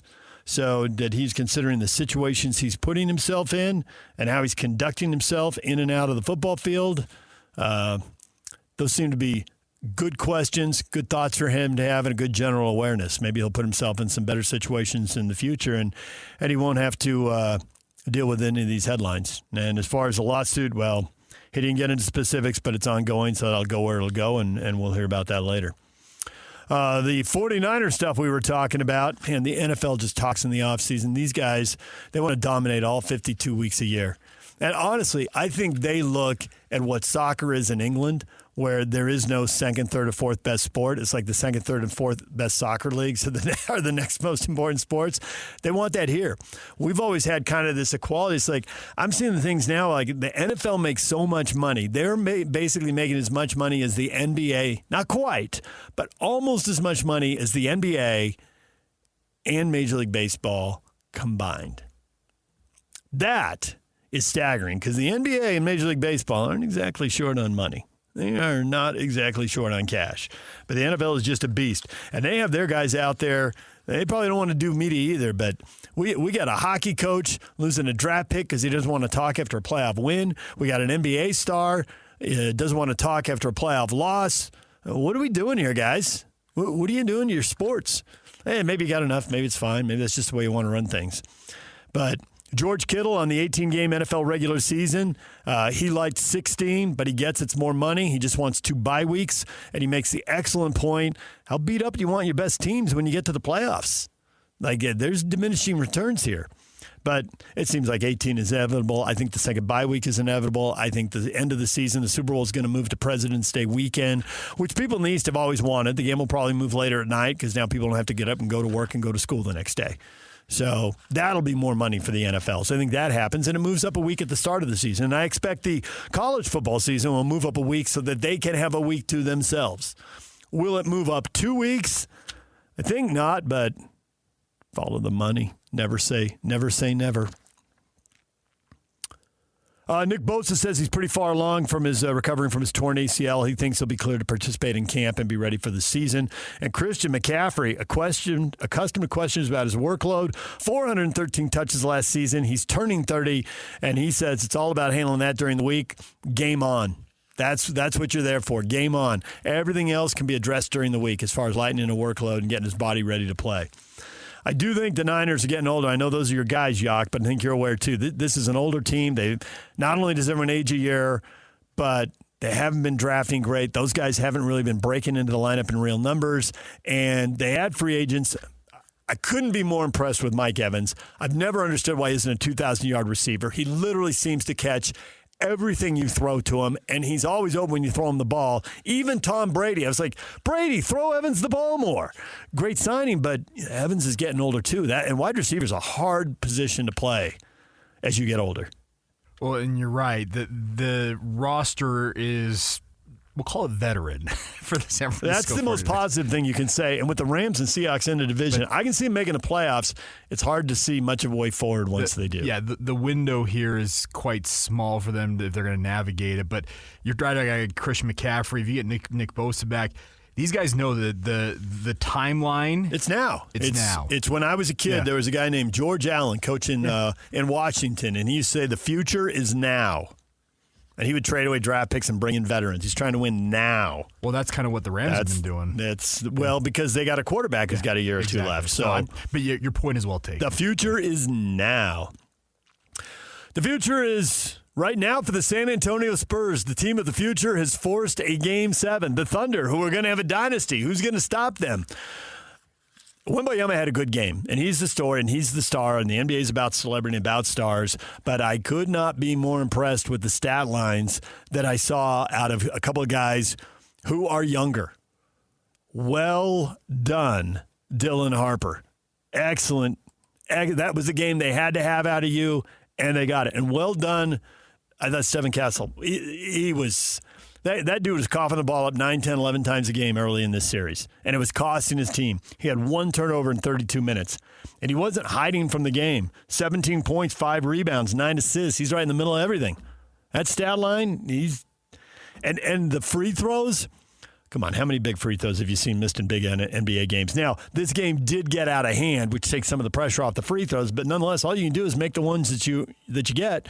And Castle and Harper combined to go 11 of 12. Castle missed 1. He was 7 of 8, but Harper was 4 of 4. There was an advantage in rebounding for Oklahoma City. They didn't have that in Game 5. They turned that around. There was an advantage in free throws. They didn't have that in Game 5. They turned it around at home in Game 6. Not surprising. The home team would get more free throws. It was 25-12. I think the Spurs were -7 or 8 at the free throw line in attempts in Game 5. So we'll see how Game 7 is refereed. That's obviously a part of it. The Thunder have been really good in Game 7. They have to mess one up at some point, don't they? Game 7 used to be a borderline lock at home. And I think with the advent of the three-point shot, we've seen over the last 5-10 years, we've seen a few more teams break and throw on the road in Game 7. This is doable for the Spurs. I picked the Thunder at the start. No reason to change horses now, but the Spurs, I never thought the Spurs were going to beat the Thunder in a short series. The Spurs' only path forward was to win a long series. They've got it to a Game 7. Can they do it? Tomorrow night, NBC, gear up, 6 o'clock. Let's go. Game 7. The Knicks await. Although not all of the Knicks await, because Mitchell Robinson broke his pinky finger on his right hand.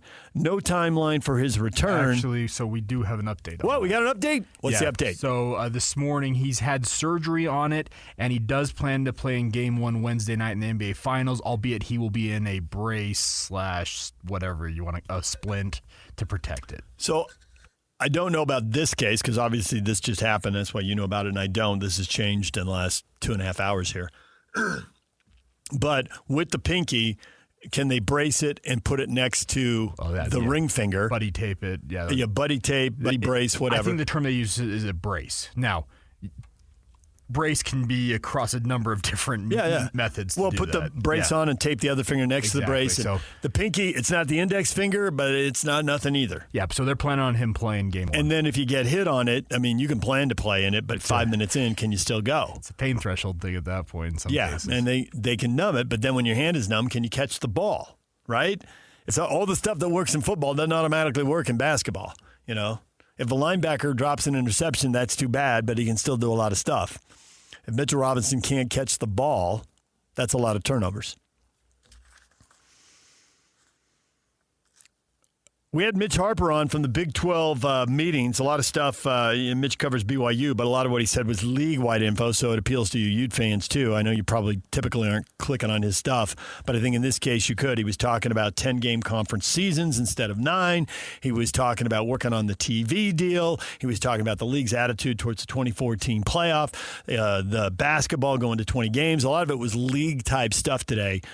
Good stuff from him in Frisco, Texas at the league meetings. Get that wherever you get your podcasts. Bronco Mendenhall just on, talking about the offseason, Bronco computerizing everything. Old dog, new tricks. Got to keep up in a world in college football where everything is changing very, very quickly. Wherever you get your podcasts, you can listen to all those interviews. DJ and PK, Jason Batacao on the Utes and the Otro Capital deal and the state auditor saying there's some potholes in this road right here. If you haven't seen that story, I've got it up on my Facebook page at David DJ James. I think it's up on the DJ and PK page too. So check it out there. And the paywall's down on the Trib now, so a lot easier if you haven't been reading it. A lot easier to read that story. All right, your feedback coming up next. Stay with us. DJ and PK, it is time for your feedback. All the stuff you have to say about today's show. Weigh in. What do you got? Are the Utes making a genius move or a fatal mistake? Where the Utah State Auditor says Utah's private equity deal has significant risks. We had Jason Batacao on from the Salt Lake Tribune. He wrote the story. He got the quotes. He said there's some follow-up stories coming. Patrick takes the middle ground. He says probably somewhere in between, which is often the case when a feast or famine scenario is presented. That said, the athletic departments are worse than governments when it comes to spending. If less spending has to happen for this deal to work, count me as a skeptic. The problem is the less spending may come with just chopping sports. Not tightening up the act here and there and, discipline and details are more just like Arkansas. Tennis is gone. At which point Arkansas boosters, stepped in and rescued the program and it's back. But that's not happening at every school. We're seeing tennis get dropped at multiple schools. Vegas Ute, I'm not opposed to fair questions, but I look at your tweets regarding BYU and those regarding Utah. How do you it looks? Completely even-handed, right? How do you it looks? Does that mean, how does it look to me? Yeah, actually it does look completely even-handed. Vegas Ute, this is the same stuff I heard from Cougar fans about 4 years ago, 3-4 years ago when BYU was 5-7 and Utah was going to the Rose Bowl. Cougar fans, your questions aren't fair. Didn't follow the headlines. The state auditor issued a report. You don't like the questions? I don't know what to tell you. I didn't cut the Otro deal, and I didn't write the state auditor report. I got questions. I haven't even read the state auditor report. That's what we had on the guy who had read it and wrote the story. I assume the Utes will get it together and win games, and then we'll have a bunch of positive questions about the Utes. But today, it is what it is. The anonymous quote with BYU, was what it was. That's what somebody was saying about BYU and why we're talking about them all positively. We got a little swamp today. I just saw, and the stuff's getting released over time. I don't know when you saw it, Yak, but during the interview with Bronco, I saw the anonymous quote about the Utes. Did you see it?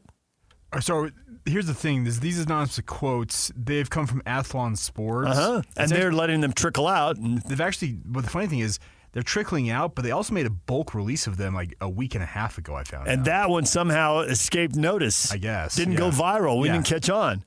Happy that Whittingham is gone. Happy that guy's out of here. Yeah, no, that one was in this. Couldn't find a way to kick that guy's butt. Glad he went to Michigan. Yeah, there's a whole piece where they put all the Big 12 quotes together, and that was so. I don't know how we missed it, but yeah. So Jason, yeah, it's a good point though. Jason Batacao came on, and he's from Oklahoma, and he just loved the fact that we have Barry Trammell on. He loves the fact that we love Barry Trammell and we have him on. And you remember when Barry Trammell came on after that? Someone at Utah just paid the school legend $13 million to go away. And now they're short on money. And he's going to get a statue one day. He is. They're going to do something one day. But they paid him $13 million. They didn't just make him go away. They paid him $13 million to go away. And Barry went nuts on that. Jack, I don't like it. The same people wanted to demo the Huntsman now doing this. It tells me they have bad judgment. Jack does not like the Otro Capital deal. And the Huntsman, to be fair, okay, I didn't like to talk about demoing either. So I'm with you there, Jack. But when you're going to make a decision that big, that costs that much money, I am definitely up for examining all of the alternatives. Now, it does sound like due to money, they've settled on refurbishing Huntsman rather than building something new. So I can't really crack on them for examining all the alternatives because you want people to do their homework. And then they pick the one that I think was the best one all along. I get the process frustrated you because at some point you thought they were going to go in the wrong direction, but they ended up going in the right direction. After considering multiple possibilities, I can't say that's a horrible idea. And I think there's a lot of money to be made in the Huntsman Center if the team can just be NCAA caliber. They don't have to be Houston, Arizona, going to Final Fours like they did when Alex played in 98. Just winning 20 games and getting in the NCAA tournament, combined with a refurbished arena that has space for people to eat before games, because I am seeing people at Jazz games, at Mammoth games, and at RSL games paying top dollar and really moving the needle financially for the club. If the Utes can get that in the Huntsman Center, and I think they've already got it at Rice-Eccles, and I think BYU's got it at LaBelle Edwards Stadium, I don't think our local college basketball teams have that. I don't know, what are they doing for BYU basketball? Do they have space adjacent to the Marriott Center? Have they figured out a way to do that? They need to find something. Yeah, they do, because there's money in that. I don't think the college basketball teams have maximized that yet. BYU, the crazy thing is their basketball tickets went faster than their football tickets did a season ago. Well, there's fewer of them, and there's a tremendous amount of correct. hype. But which, even though they didn't get the results in the NCAA tournament or in the standings, the games and what the star player delivered did match the hype. So the people got the entertainment value. They didn't get the W's. But they'll pay more when there's dinner before the game in some private club. Hello. They will.